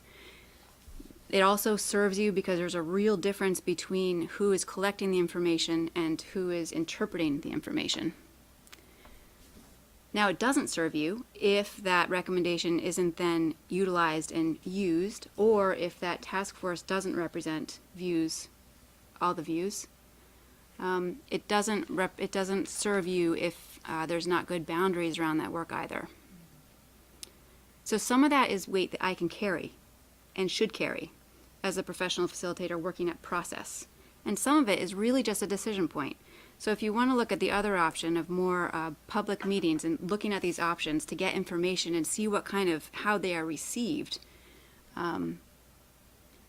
there will still need to be a body that's assuming the role of interpreting the public participation that results. I can make those forums happen for you and happen really in a vibrant, engaged way.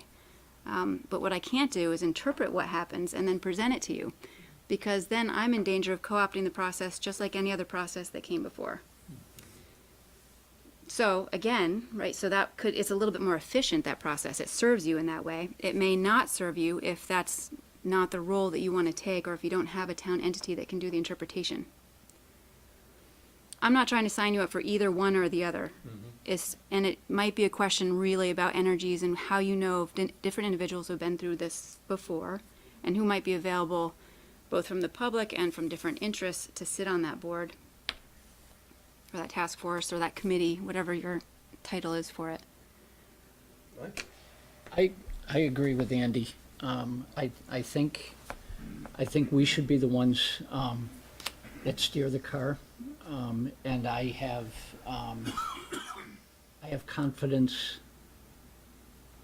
I have confidence that with your skills of getting the best from the people that are there, that we can parse that out. I agree with Andy. I think it needs to be us that decides and interprets the data, because I think I worry about the composition of a separate board, and wondering and concerned about the possibility that we could get back into the same type of dynamic that was there before, where one group feels marginalized or outnumbered or outshouted or whatever the case may be. I think I'd like to think that we would be able to do that, we'd be able to handle that role. I do have a question of clarification. If that's okay. Yes. So how much time do you think the select board has to do that parsing? When you try to estimate how much time, how do you imagine that? I haven't put a timetable to it.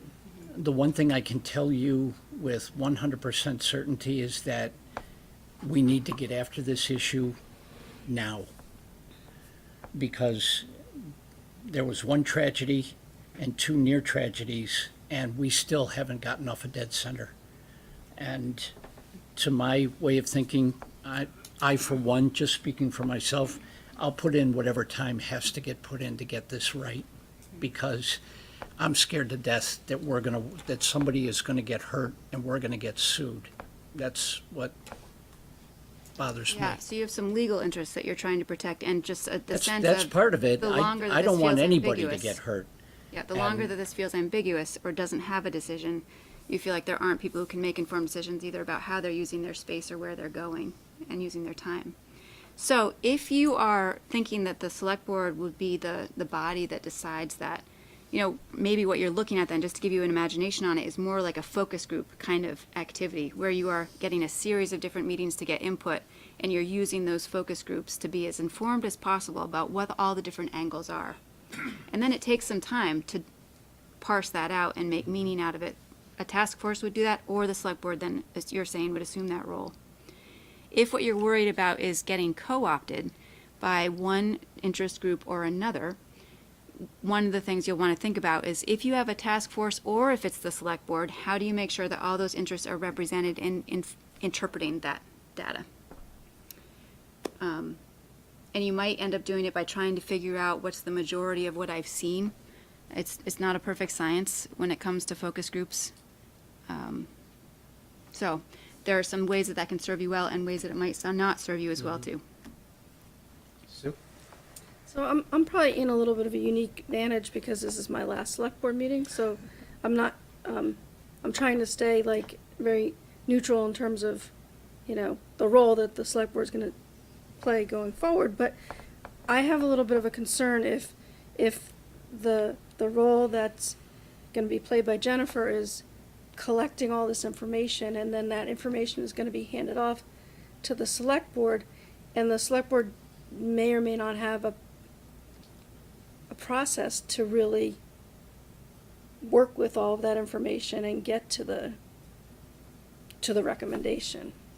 And if that is your concern, facilitation can be that process as well, right? So you could build that into, you have the facilitator facilitate that group process, just like you would any other. I just feel like there's like a conduit that has to occur, because otherwise, I think, yeah.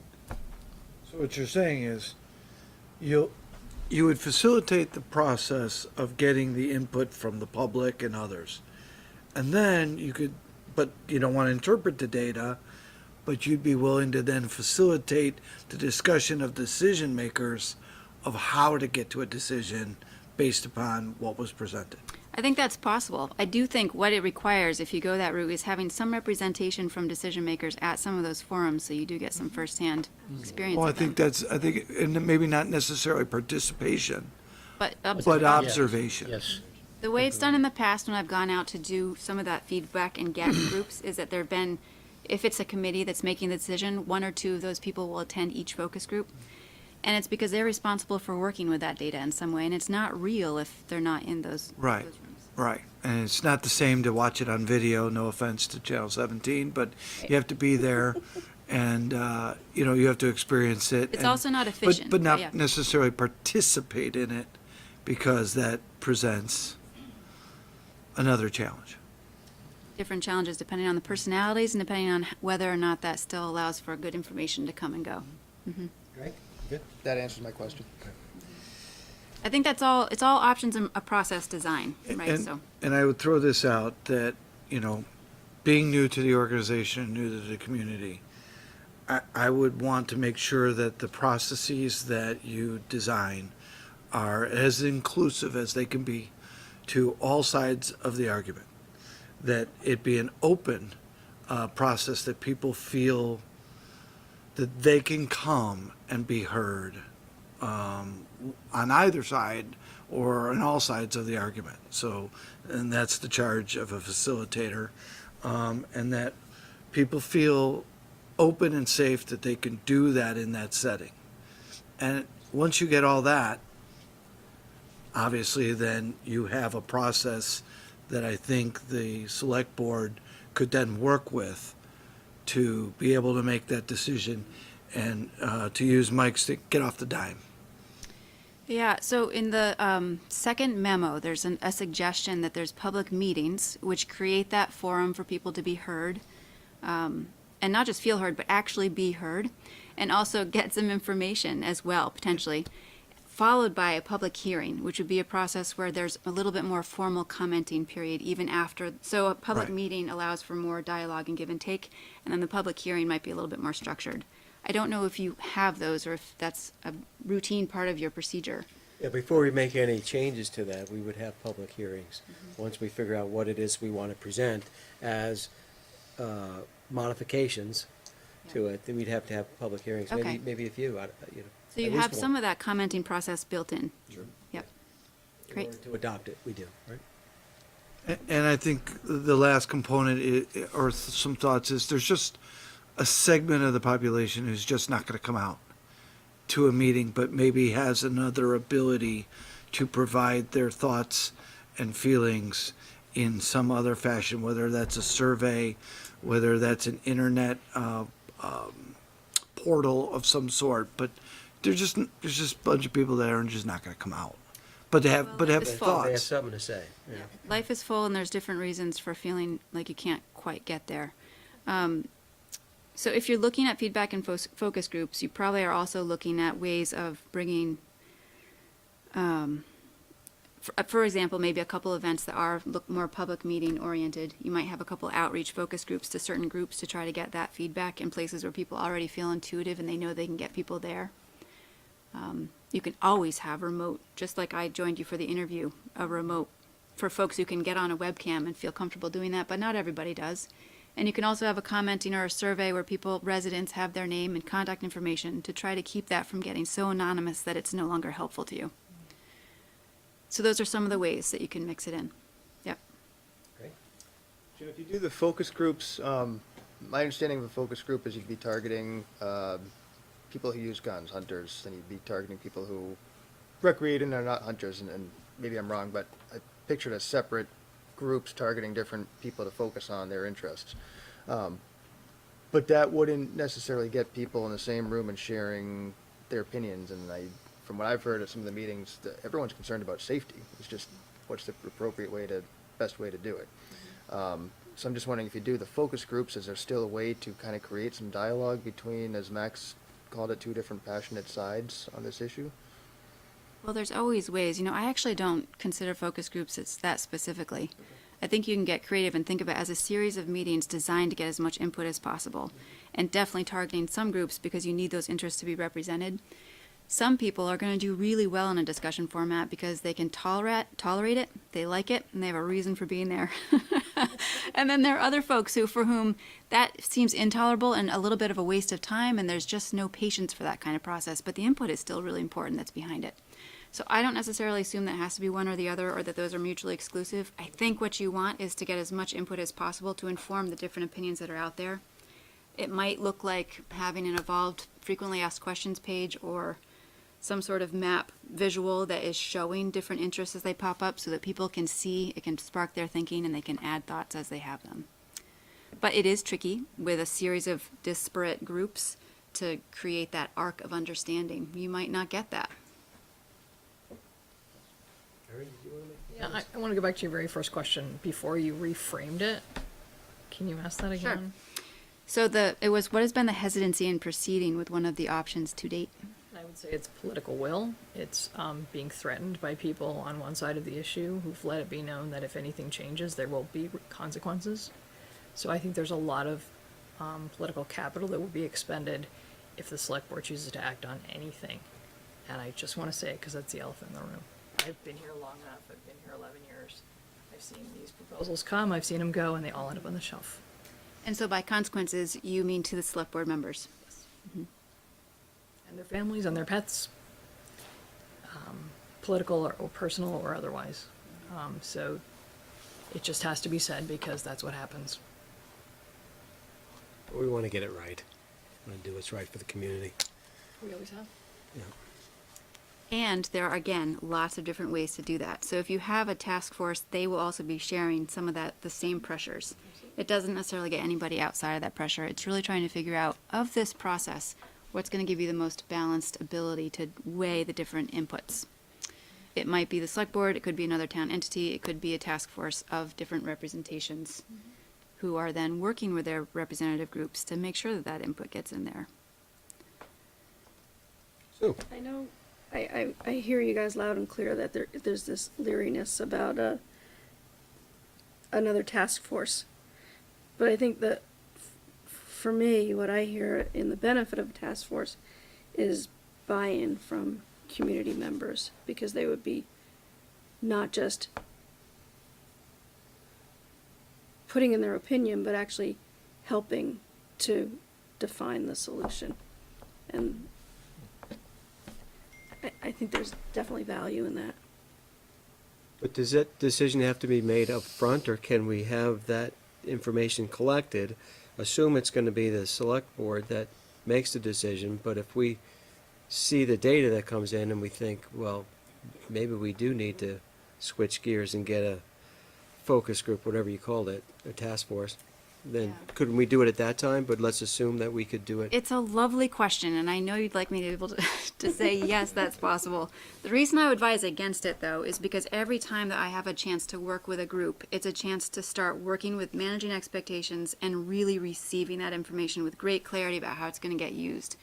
And so people will change their contributions accordingly based on what they start to trust or not trust of me in that process, and where they think the information is going to be going.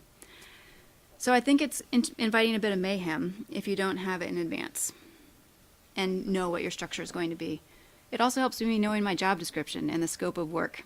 So, I mean, in the simplest of terms, if these different sections of the town have potential options, as I mentioned before, I don't know, some have several options. Couldn't it be as simple as prioritizing which ones would be the ones that rise to the surface of those options, you know, and prioritized, you know, order, and then that comes back to us, and then if we can see that, you know, number one was the popular one by far, that's a no-brainer. We don't need any help. If it's 1 and 2, then maybe we need some further discussion, but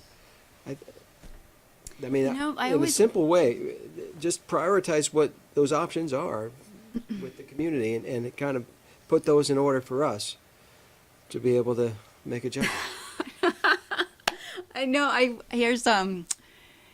always walk into these kinds of situations with lots of backup plans. So if I'm going to walk into this one and I think, oh, it could be so simple, then hopefully it is. And I know that I'm using fewer hours or costing fewer hours of the town in order to do that work, right? Or the group, whoever I'm working with.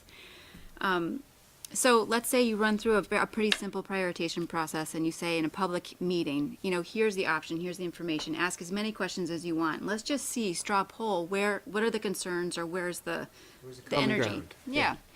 And maybe it becomes very simple. So a task force then looks at that and really says, that was strangely simple or wonderfully simple, and can actually really look at reality testing, whether that's you or whatever the entity is, can really test it and see. And if it is that simple, then it's a quicker process. But if it's not simple, then that group has been there at the very beginning to try to discern what are the nuances that are making it sticky.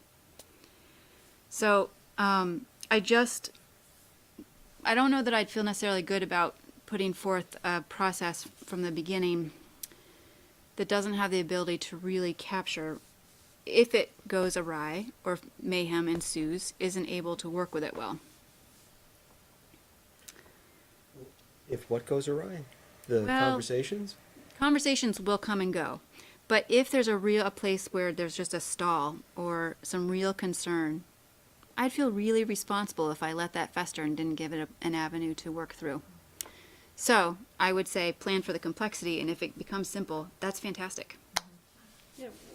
What if you have 5 items that you propose and you want to prioritize them, and one stakeholder group feels really strongly about number 1 and another stakeholder group feels really strongly about number 2? How do you prioritize it? By a facilitator to help No, but- try but- to work through where the common ground is, like you were So talking about on your if that's interview. what you're wanting, then my suggestion is that you do find a group that's dedicated to really doing that work.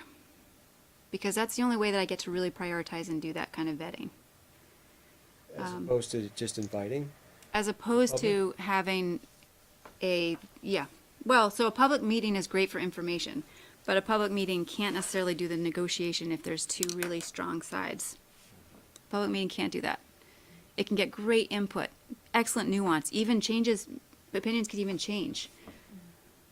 But the actual nitty-gritty work of looking at the ordinance and trying to figure out, well, in this geography or in that geography, it might even be slightly different groups that care about those things. And so a task force can then make some adjustments that way. Or you could collect that information, and then that's what would get brought to the select board to see if we could work through it. And if it looks challenging to a certain threshold, we may need to have you come back and say, You can't- help us work through it.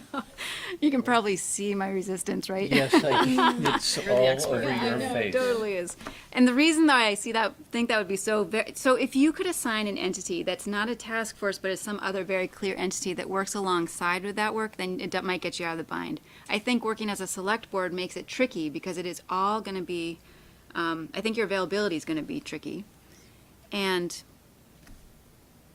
I don't know if I can draw on the select board as heavily as I'm going to need to be able to draw on an entity for the planning and execution and interpretation of whatever comes out of those meetings. Unless you want to have more informational meetings and say, these are the recommendations we've gotten, they're well vetted, they're complete, and I would like to get the public meeting and public input on where you stand. That's just a public meeting. It's not doing anything new. It's getting some information on what's there. And then you make a decision accordingly. But trying to get the 2 or more sides to have that conversation to see what they could live with from those recommendations, right, from those options. Do you have a question that you want me to be thinking of? Are you proposing for me? Can you clarify? Again, it's the I'm thinking that maybe it's too simple, but there's options that we're just looking to see if they could prioritize Okay. by, finding common ground with the different sides, all sides, knowing that probably they won't agree on, like, oh, this is good, but rather what could they collectively live with, looking at what their common So if that is the process are. that you really want, it's not creating something new, it's getting input on those different options that are out there and getting some feedback on them. There won't be tinkering with the options, because to do that really does invite the need for a more inclusive, extensive process. But there can certainly be discussion, input, feedback, straw poll, and can be measured in lots of different ways, and then that you can digest and work with. Okay. If we don't say, let's create another option, but rather just those that are there. Okay. Comments? Is that in the right path here? Irene? I feel like So- we've had time for input already on, for example, the chief's proposals. People came to meetings, people spoke to them, people spoke against them. I was hoping this would be a new process. Okay, so here's what I'm just sensing in the room, but I don't know what your protocol is. I know that there are comments that folks are sitting on. I also have a couple other questions that might clarify some of these pieces here. So before you rush towards a decision, there's a little bit more ground to cover, and if you have a chance to get just very briefly what the thoughts are in the public, that might be helpful. But how do you want to proceed? Well, let's hear what you have, and then we can. Okay. We can We'll come back to this question of determining the public participation goal, okay, whether that's consulting or involving. I do then wonder to identify the decision makers and the partners in planning, right? So who is my go-to person to help with the planning, figuring out that I've met with all different parties who are interested in speaking, identifying stakeholders, etc. That same entity, in part, hosts the forum. I'm wondering who is the hoster? Who actually holds the meeting? It might be the entity, might be the select board, might be a task force. I'm also wondering who's still available to speak to the prior efforts, either in consultation with me or as part of a meeting, so that I can get a little bit more of the history about the ins and outs and where the stumbles were and where the celebrations were. I do need to establish a facilitator role, potentially not at this meeting if you're still deliberating, but before I actually get to work, so that I can very clearly tell people what I am available for and what I am not available for. And that's so that people can choose what to disclose to me and when. I hail from mediator field, where whatever people give me, I hold in confidence. I don't relay those comments. So I will certainly hold public meetings and commenting processes where people may contribute their material, but I'm not going to be gathering comments and then speaking on behalf of anyone. And people really need to know that, both to manage their time and mine, so that I'm not fielding a lot of comments either on my own time or on other time that won't get used. Does that make sense? And then finally, the timeline, and just trying to figure out how will folks, I know there's a lot of interest in this, how will people follow the progress? Is there a town page, for example, that people can look at to check out the series of meetings or the frequently asked questions or developments, etc.? You could add that to the website. I know it's another task, but it's one of those pieces where if there is an entity that can be responsible for doing that, then it again helps to manage expectations and also makes it really clear where to engage when people want to. So that's the roadmap of things that I had on my mind. Where do you want to go next? It sounds like you're saying you really would recommend that a task force or a focus group, what did you call it, be identified? That is my bias. Yes. Because you think we'd get to a better endpoint, or? Because I think you can very carefully look at that group and make sure that the folks who are responsible for enforcing any of those ordinances are sitting on that group, that the different stakeholders, there's at least one of the different interests represented there, different geographies and residents. I know that you've talked about in the map, there's a couple different areas. To make sure that there are point people for each of those interests who can then be present for getting information and also be present for digesting it with each other to figure out how it all works in concert. It may or may not be a clear recommendation that you get, but at least it will have been vetted through a group that had all it's a fuller intelligence. And about how many people typically would you envision? Well, easy size group to work with is 8 to 15, but I don't know how many different interest groups it'll take to do this particular job. Right? So I don't know how many groups you're representing. Yeah, we have to define that. Yep. And then how do you have to go select them? I mean. Yes, they need to be recruited. And then they have to be committed, because you want them involved throughout this Yes. process. And I know. It feels like a lot. And they gotta be there. And they need to be there. It's a commitment. Mm-hmm. Yep. what's the board's pleasure on this? I'd like to move that we just accept the chief's recommendations. But you can't, because. I know, I'm just, No, you're asking what I want to do. I'd really like to get back to making a decision for the greater good. But you can't just accept the recommendations, because he said you could have this, or that here. And you can have this, right? So you'd have to choose. You can't just Yeah. adopt it. So It's you have called to make leadership. decisions. We would And that's do the that. decisions I was hoping to be able to get from the community, to help us say from these decisions that the police proposed. So that is very clear, and if you want to do that, I am wholeheartedly behind that too. It's a very clear role of saying, I'm looking for input. We have the options. I really want to get as much input as possible on these options. And if some comes back and it's not clear, then we're gonna have to deliberate and say, maybe we just, the buck stops here and we gotta make the best choice we can with the information we have. We can't just do nothing. It's been a long time. So is it feasible for any public comment if there is a hope or a thought out there on this process? Is there an opportunity for that at this meeting or no? Right now? Ask the question again, please. I'm sorry. Yeah, I know that if there is any thoughts about what this public process, what someone might want of the facilitator or the process itself, I'd rather hear it than not, but I don't know if you have time. From the for that. public that's here tonight? Yep. Yeah, I just wanted to see if, Okay. have our discussions done, and if we're, Mike? I can't see why we wouldn't start with a perfectly good report that we had that went nowhere but on the shelf. I mean, the chief's report. Exactly. To say, and to help with Jennifer's help, to prioritize of those recommendations, which one and that's kind of what. Because I think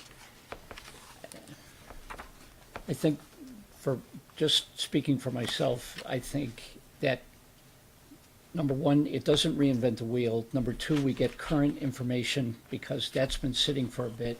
And number three, it puts the responsibility of the decision with us where I think it belongs. So, Any other comments before we open it up to the public? Greg? Sure. I just want to, what I'm understanding is that Jennifer can get people to come in and weigh in and speak to the chief's recommendations. But after that input is made and had, someone's going to have to take that input and turn it into action. Whether that's you or a different focus group, I think what I'm hearing from Jennifer is that she can't, unless by some miracle 10,000 people show up from the town to participate in this and they all agree more or less to the same thing, it's going to be different sides, and somebody else is going to have to, or some other group is going to have to take all that input and merge it into one recommendation for the board. Well, we were gonna take the chief's report and make the decisions ourselves. What we're trying to do is this next step to say, let's get that public conversation going to help us make a better informed decision of which ones to choose for these different areas. And That was actually part of the chief's recommendation. to go and do that. Yeah. did I misunderstand that you would not be able to collect that and then work with us after we gather the public comment? Did I misunderstand? I can facilitate your meeting, but I can't interpret what Right. happened at those meetings. Right, So, right. you can bring the information back to us about what was said. That's so interesting. Many things will be said. But if the focus is on the options, trying to prioritize those as best they can, that's the So information you that can certainly get a sense, and it'll be like a straw poll yeah. of saying, so at the end of this, and it's probably going to be a series of events that don't all look the same. So your participation will definitely be swayed by who is available, who shows up. And you can say, of those people who participated, here were the reservations, here were the, or the pros or cons. And it might look like a list format of what comes out of those meetings. Absolutely, I can bring that because the group generates it. What I can't do is say to you, I think I met with about 200 or 300 people, and my general sense is that about 2/3 of them went with option B, but that kind of interpretation I won't be able to give.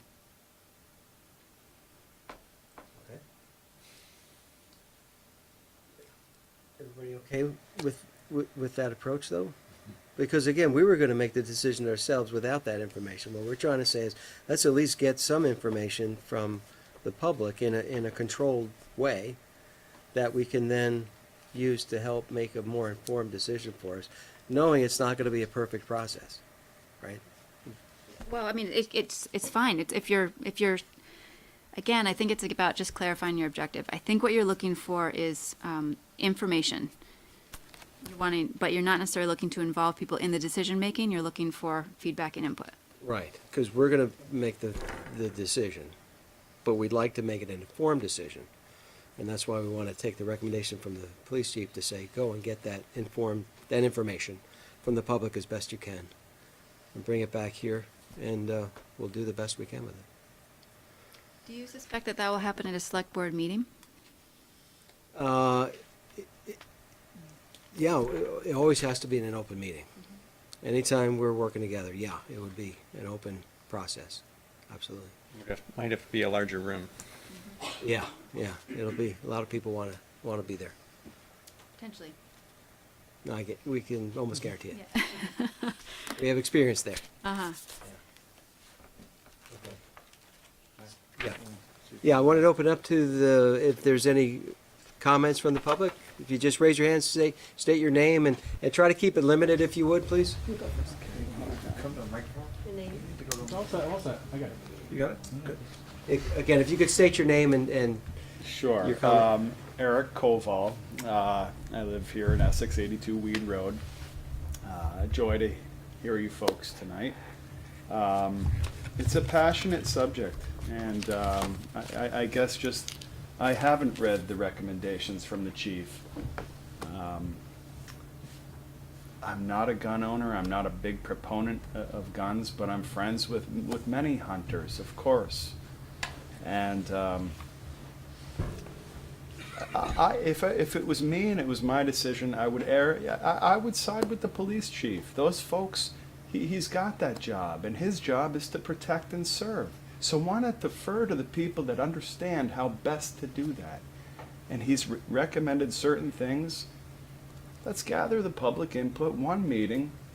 You're a mediator. Let's mediate. Let's find some common ground. If that's not possible at the meeting, make the decision. You take what's gathered and you weigh these things and you make a decision. You don't want a task force. There's not too much to talk about. We know that the harm and the major damage and the potential disastrous stuff that can happen with guns. You know, let's meet at the high school, have an open select board meeting, gather the information. If you can't mediate it, if that's not possible, if these things are too impassioned, and there's no common ground, but there always is. There's always common ground, and I think that can be reached. If there's too many people, or if it gets too crazy, I guess maybe you can't, but utilize that.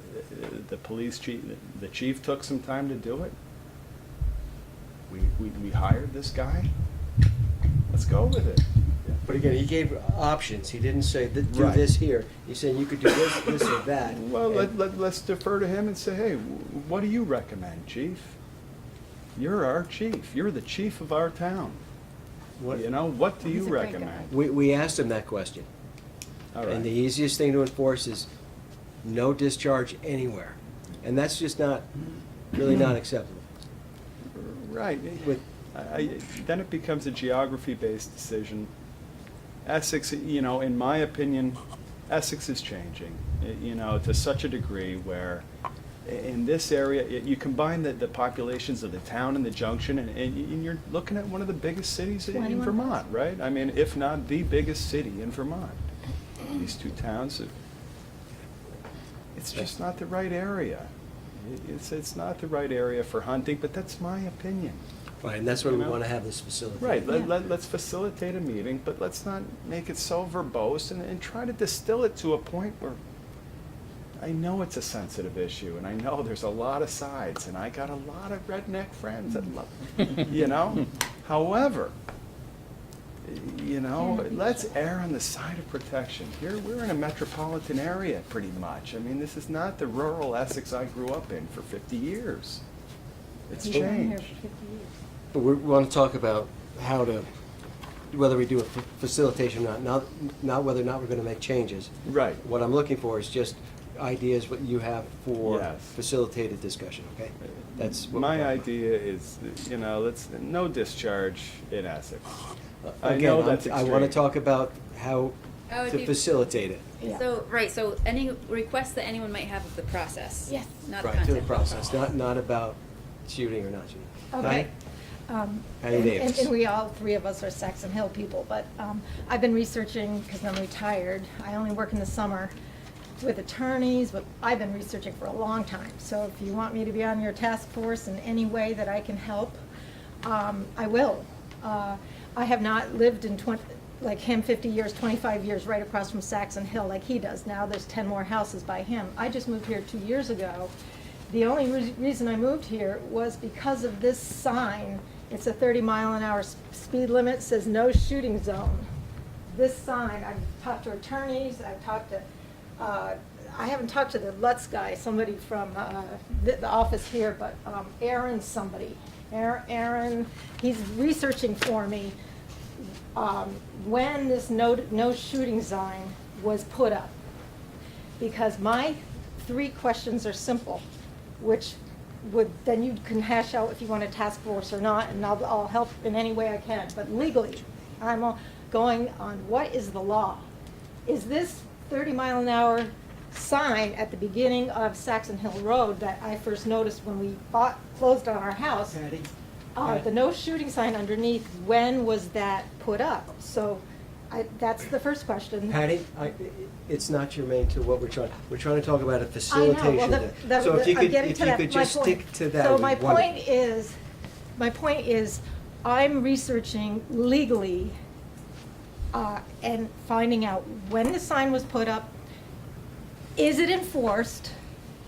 Did the police chief, that's now gone, who made this wonderful paper, enforce it? And if not, if it is a law, we want it enforced. Patty, do you have a This comment? has nothing to do with the ordinance. This Patty, has do you- to do with the sign. Do you have a comment about the facilitation of the Yes. meetings? That's what we're trying to I know. get public but- input from Well, the tonight. public input, the problem is there's not a lot of people on our side to come to these meetings. So before you decide if you want to, I mean, a task force is a great idea, but there's so few of us that are on this side.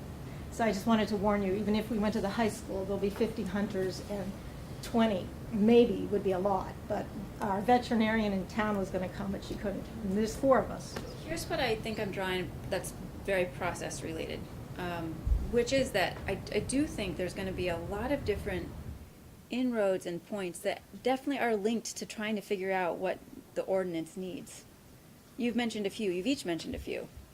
And it's complicated because in some ways it's always going to, some things are negotiable, some things are not negotiable in this particular discussion. And so my hunch is that that's why this becomes tricky to mediate in any particular meeting. It's just too complex and there's just too many people. And there are some people who will come late to the conversation and some early. But I do think for those of you trying to figure out what your process will be, that even a public meeting can still address and answer the kinds of questions that are going to come up. A task force can also process those questions that come up. So the question again is, do you want to just get information and input, or do you want to create something new? Because those look like 2 different processes. And I think what you're saying is you want input and feedback, and you want to give good information. So people have different questions that they'd come with, then the select board then deliberates with what results. To protect the town. Wait a minute, in the back, and then I'll come. Hi, I'm Nina Watson. I'm a resident of Essex Junction, but I live in Essex Town. And you should know that my grandfather was John Rice, who was killed by an accidental discharge.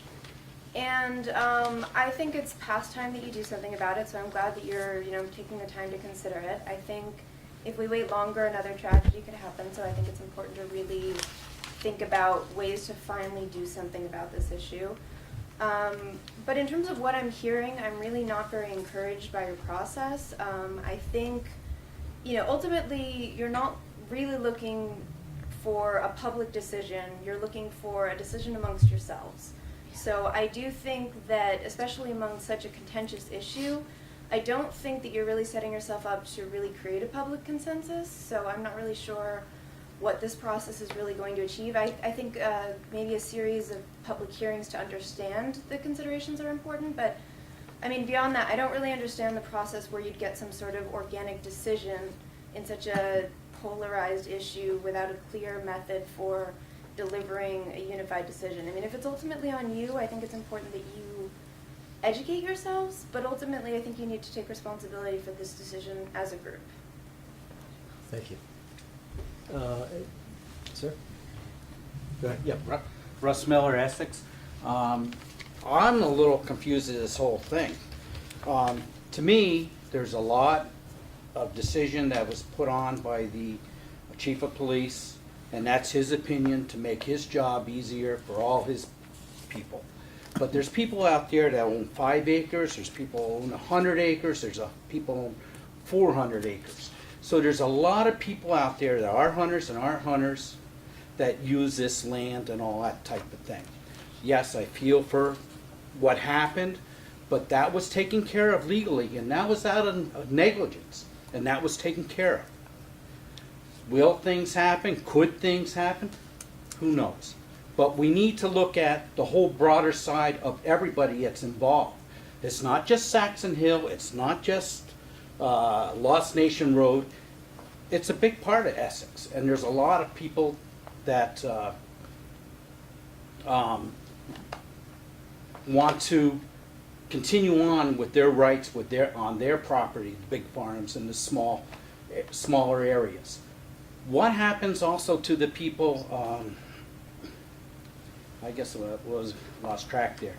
We're trying to talk about how to facilitate. So how do you go about it? So I think everybody still needs to get involved. There's a lot of options out there, whether it is hunting, whether you do it with a rifle, whether you do it with a shotgun, whether you do it with a bow. There's a lot of options out there, but none of this has been mentioned in this from what I have seen. It's all shooting. What about the shooting zones or the places where people target practice and all that kind of stuff? So there's a lot of opinion, and I'm not sure how you want other than get something in a school and get people there to voice their opinions and thoughts. Thank you for your input. Anybody else? What about putting it out? Is there as a anybody else vote? that would like to speak before I Paul? wasn't, apology, Michael, I wasn't gonna say anything, but I've said this to Mike, it's a really simple thing. People need to feel heard. If they don't feel heard, whatever you decide is not going to, it's just gonna leave more divisions, the divisions will still be there. I don't care which process you use, my preference is for involving the public, because that allows them to feel heard. Having been through the TGIA process with a group of 23 people, 24 people, and then having it dumped after 2 years, my preference is for public hearings and not a focus group, because the same thing could happen again. Okay, thank you, Paul. Anybody else who hasn't spoken yet like to speak? Okay, and we'll go one more time. One We're more gonna time. have to keep- But is there keep it moving. something like surveys or something out there, or some kind of questionnaires that can be sent out in some form like that, so everybody does get involved with it, whether it's mailed publicly or something like that? The feedback from that from all these different people. Yeah, we talked about that as one of the tools to get that information. Yeah. And Patty. In my heart, I just don't feel that the objective of the select board is safety first. I can't help it. If that trust isn't there, I don't know how many of us are gonna show want to participate. Okay. The trust just isn't there. Okay. I can't help it. In the back? If you had a survey, you wouldn't be interpreting people's emotions and having somebody collect comments and ascribe meanings to it. You would have. Could you speak up a little bit? You would have objective criteria, and you'd be able to total it, and people who wouldn't come could fill out the survey. I mean, it might help. So you're a proponent of this survey? Yeah. Yeah, okay. Thank you. We don't know her name. Since you stated her name. Chris Rice. Thank you. Okay. What- Did you- yeah, what did you about want to just, say one more thing? You know, just the possibility. What about articulating exactly, you know, the possibilities, what the chief recommended, coming up with very defined possibilities and having a public vote? I mean, can't we put it out there to the public for them to vote? You go cast your ballot, There you go. you know? And then this whole process is, It's done. right, just put it out there. And we could even, just wanted to say. Last comment, please. Last comment, that we need hunters. We want to keep the population of deer down. I mean, I have 5 uncles that are hunters. I just don't know all the lingo, but I know that you can go up in a tree and there's a bullet that only goes 40 yards, and you can even hire them for your own yard if you live on 1 acre to keep them out of your garden. There's got to be some solution so that safety is first. That's all our town wants, safety first. We're trying to talk about how we're going to facilitate these, though. But thank you for your input. That's my last, that's Okay. all I want to say. All right, If so- we don't have that goal, nothing's going to get done. Okay. So back to, I think there's some good Yeah. takeaways there about facilitation. I actually think that was useful. And I think maybe what you're hearing is a medley of approaches is going to be helpful in terms of getting input. But one thing that's really clear just from a managing this job, this contract point of view, is that it is going to be important to figure out what's the level of participation that you want and who's responsible for making the decision. And I, as a facilitator, won't be able to do all the planning solo. It will take a group of people to help figure out what are those groups out there that need to be reached? How do you reach them? Some by survey, some by meeting at the school, others by meeting at certain groups. Those are intuitive places in my mind. I don't know that the select board can play that role via these meetings because it takes too long. But you can find someone else who could. well, we have, some of us have been involved with it for many, many years, so I think we can help you with some of that. Yeah. Sue? I think at one of the other times we were discussing, we talked about like some sort of an advisory team. And whether it's a select board that plays that advisory team role, or whether there's some other involvement, but that's really what you need. That's what I need. Yep. And how do you propose we get one? I mean, that would be your decision whether you feel you can take that role on, or whether you need to engage some members of the public to play that advisory role. But I think it's clear that somebody has to take ownership and provide that advisory partnering with the facilitation. Otherwise, the facilitation isn't going to be guided as it needs to be. I'm not sure how you would choose, how would you choose that group? And the buck stops with the select board. I'm thinking that if we can get the information that you could collect about the different options in the different areas, that we could see if the data is clear enough for us to make a decision. If it's not, I would think that then we might have to do something in addition to that. But I'm hoping that with the conversations, that if you can get these separate groups together to be able to say what they could live with, maybe not what they, is ideal, but what they could live with. There is so much that's possible once those conversations start to happen, and I will need some sort of partnership. With it, it could be an advisory committee is a great way to call it because you can have different people on there. It might need to include someone from a representative from the select board, someone who's employed by the town, who has some responsibilities there, and some people in the community. From as a couple different interest groups that are going to cover the variety of views, because that's the only way to figure out what is an intuitive way to reach all the different voices who really do want to weigh in, or comments who want to send in, whatever makes sense. So you came here for some clarification, then. I don't think you got what I you got wanted. some clarification. I got how big the issue is.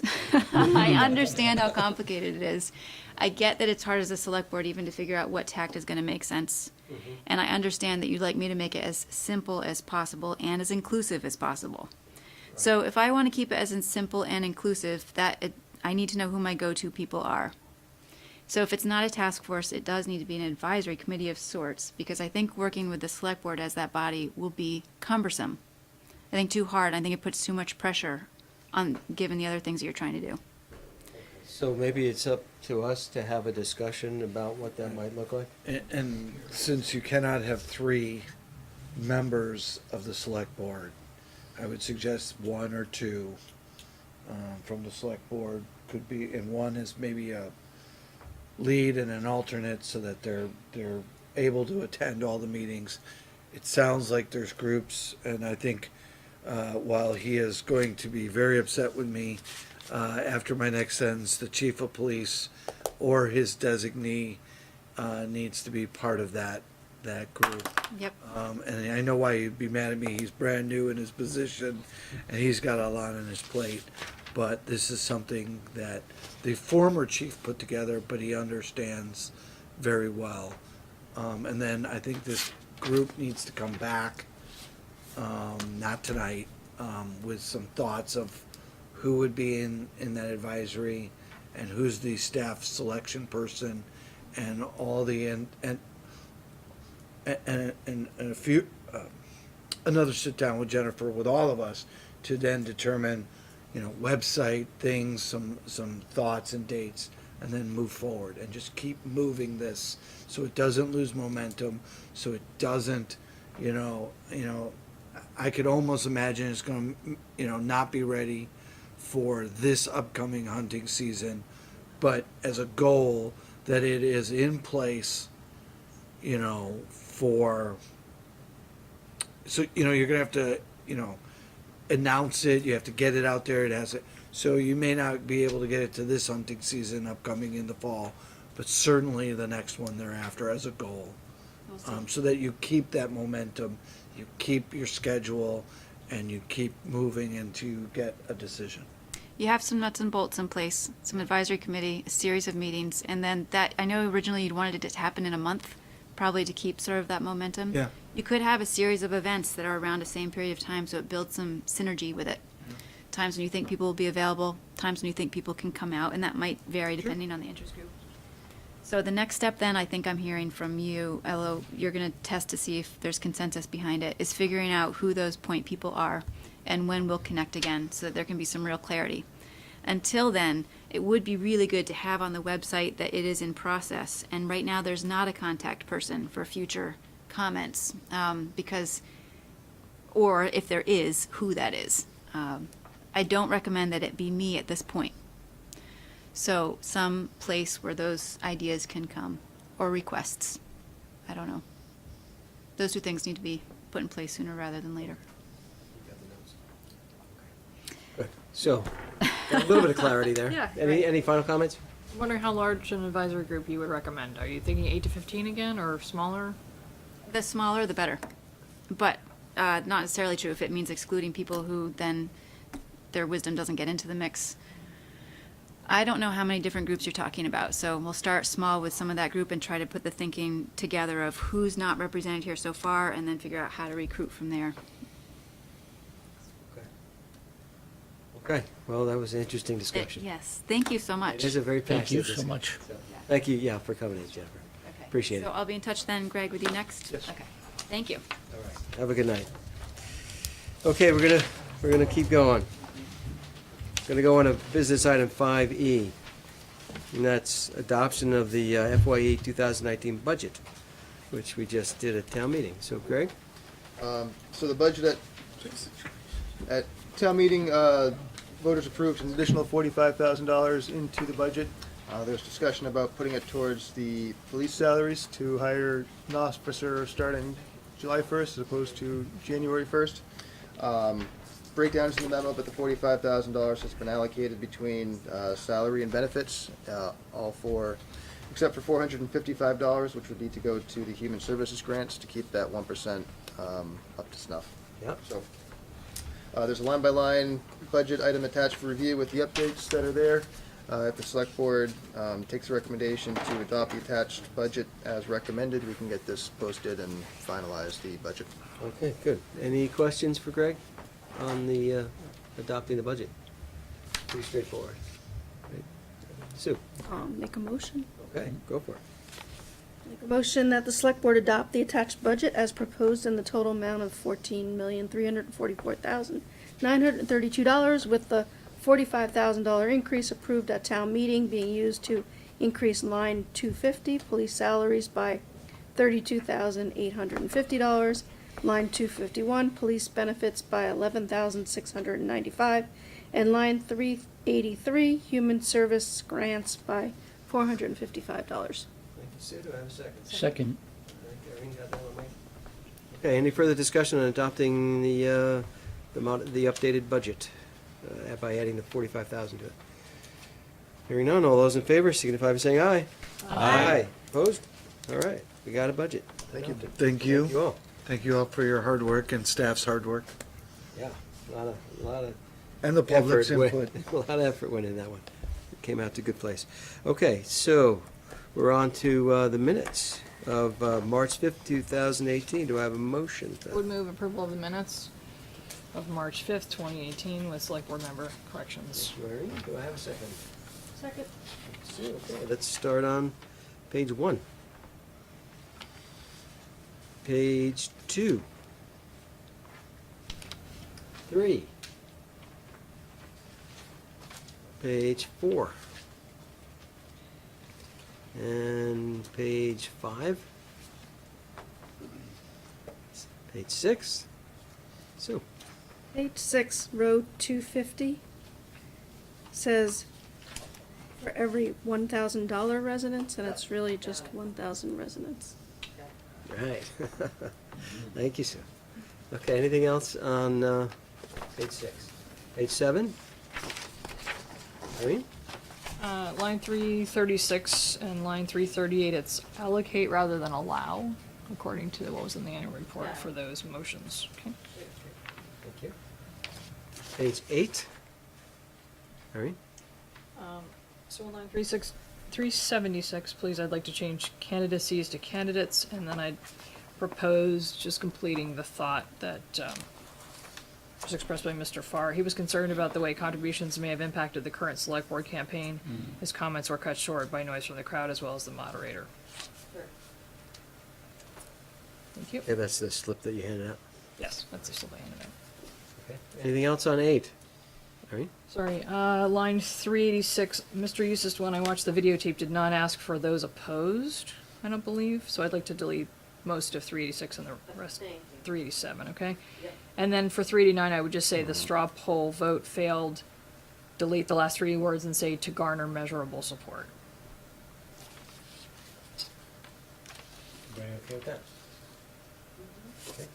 And page 9. Okay. All those in favor of the March 5th, 2018 Select Board minutes with corrections signify by saying aye. Aye. Aye. Opposed? Okay, motion passes 5-0. We're on to consent agenda. Do I have a motion to approve consent agenda, please? That we approve the consent agenda with select board member comments. Irene, do I have a second? Second. Sue, okay. Comments? Irene? Really sad to see Margot Record move away. She put together Good. fabulous minutes for the Conservation Committee when she was on it, so I wish her Godspeed, but darn. Yeah, she's moving out of the area, right? So that's what she had to do, unfortunately. Okay, any other comments? Sue? So, item C, I just wanted to acknowledge, I think that's good news, that those grants were approved.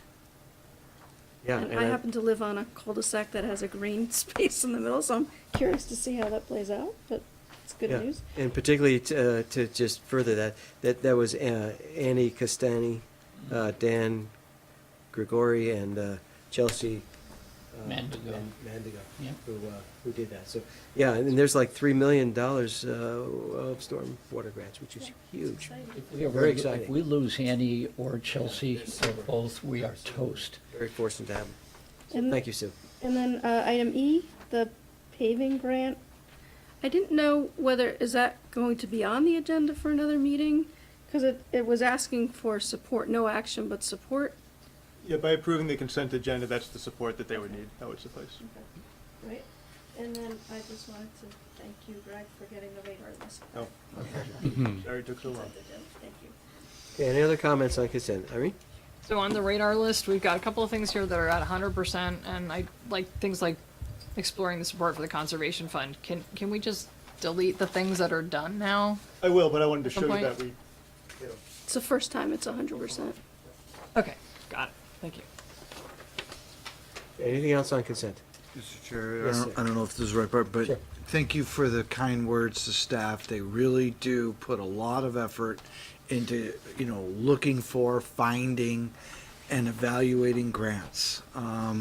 As you also see that we got a grant for our affectionate term of the Super Sucker 5000.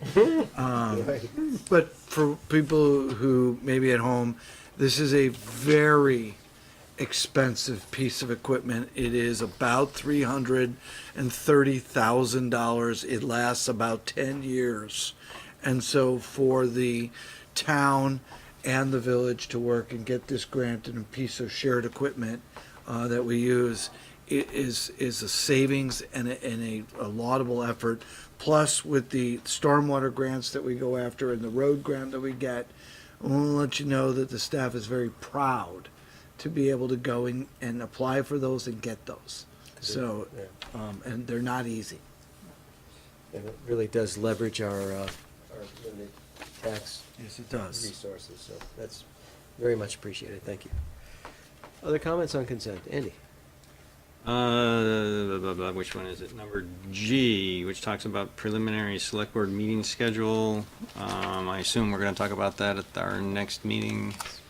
And you don't want comments tonight on specific dates, or? If you have anything that worked or that doesn't work tonight, I'd rather hear about it now. Well, I guess at least one thing we need to, well, or is it's in our charter, right? The first Monday of the month is our organizational meeting, so we have to have that meeting regardless of whether it's on this schedule, right? It's on that schedule, isn't it? Yeah, it is, but the schedule's not approved yet, so we technically don't have any approved dates for beyond tonight, right? Other than I think our charter says that the first, sorry, I guess I'm getting too technical. Not a big deal, sorry. So if we approve it in consent, then that's. Yeah. Sorry, going off on a little thing. One date that I am concerned about, July 9th. It's 2 weeks after June 18th, but 4 weeks before August 6th. I'm wondering if we should move that to the midpoint, so that you have 3 weeks on either side of that, because there's only one meeting in July. But again, I don't know. Is this tonight the right night to talk about this, or are we talking about it again on? If there's an issue, yeah, we can talk about it. It's consent. Aren't there 2 months of the year where we only have one meeting? Yeah, July? the other one is September, and that's already at the midpoint between the two. It's I think what 3 weeks between.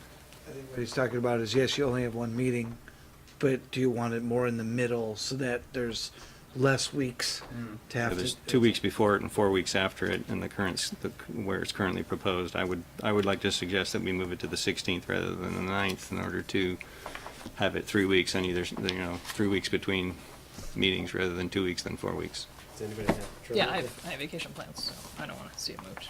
Oh, that's another consideration, so that's fine. Okay. The other is, we also tend to skip President's Day and have the meeting during February school break. The last one of which I missed because it was school break, because I no longer have kids, that my wife and I are planning to go on vacation that week every year from now on. So I will always miss that meeting if it's in that particular week. You mean the 25th? The 25th of February, yeah, this coming, the week. Because that's so close to town meeting, I mean, I'd hate to move that particular one. I think it's unfortunate because the public can't come that week either. It's not just certain select board members that go on vacation, so I think it would be nice to move it somewhere else. And if you move it, you would move it earlier, because then. What I would suggest is moving it to maybe midweek the week before, to avoid the holiday and also avoid the vacation week. Maybe Wednesday or Thursday of that week, if possible. I don't know what other meetings there are in that week, but just to. That's a good idea. So that I'm not the only one that's going to go on vacation that week. If we move it late in that week, that wouldn't be as bad as if we moved it to Monday. That would not be okay in my book. It's just too close to town meeting, and there's stuff that we need to make sure we do. But I'm okay if we want to move it to the Thursday week prior. Yep. Day and date is let's see. So that would be the 21st. Thursday, February 21st Yeah. at 7 p.m. Here. Yeah. I mean, Friday would be better, but no. We also had feedback from a resident who was upset that we met on MLK Day every year, so I wonder if, there's something we can do to avoid that holiday as well. I'm sorry, I missed that last comment. We had feedback on the fact that the select board always meets on MLK Day, and we're not honoring that holiday appropriately by meeting on that night, so is there a way we can move that meeting? Was the question from the resident. I'm just relaying it. Yeah, we can look at adjusting that one. I can look at adjusting it, bringing it back to you. Quite have to double check and if it's a Tuesday, if the trustees are meeting or not. Okay, see if I'm moving it. So, on that topic, I just want to say that I responded to that same comment to the person who made saying that many people view MLK Day as a day to do volunteer work, and I consider this to be a significant part of the volunteer work that I do. And so. The other thing is, it's not a national holiday. I mean, So The office is people closed, work the than town don't. is closed. Yeah, the town is closed, and it's right. We do force people to work that don't normally have to work that day.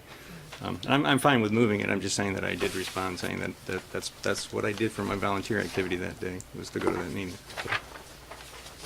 You okay if we look to see if we can move it Yeah. a day after? Okay. Sue doesn't care. Okay, anything else in consent? All right, hearing none, all those in favor of the consent agenda signify by saying aye. Aye. Aye, opposed? Okay, motion passes 5-0. We do To not adjourn? need an executive session. Yeah. Motion to adjourn from Irene, do I have a second on that? Second, Okay. Oh, Sue, you didn't want to get that one? yeah, The last one? go ahead. No, you're gonna be there 24th. I withdraw. right?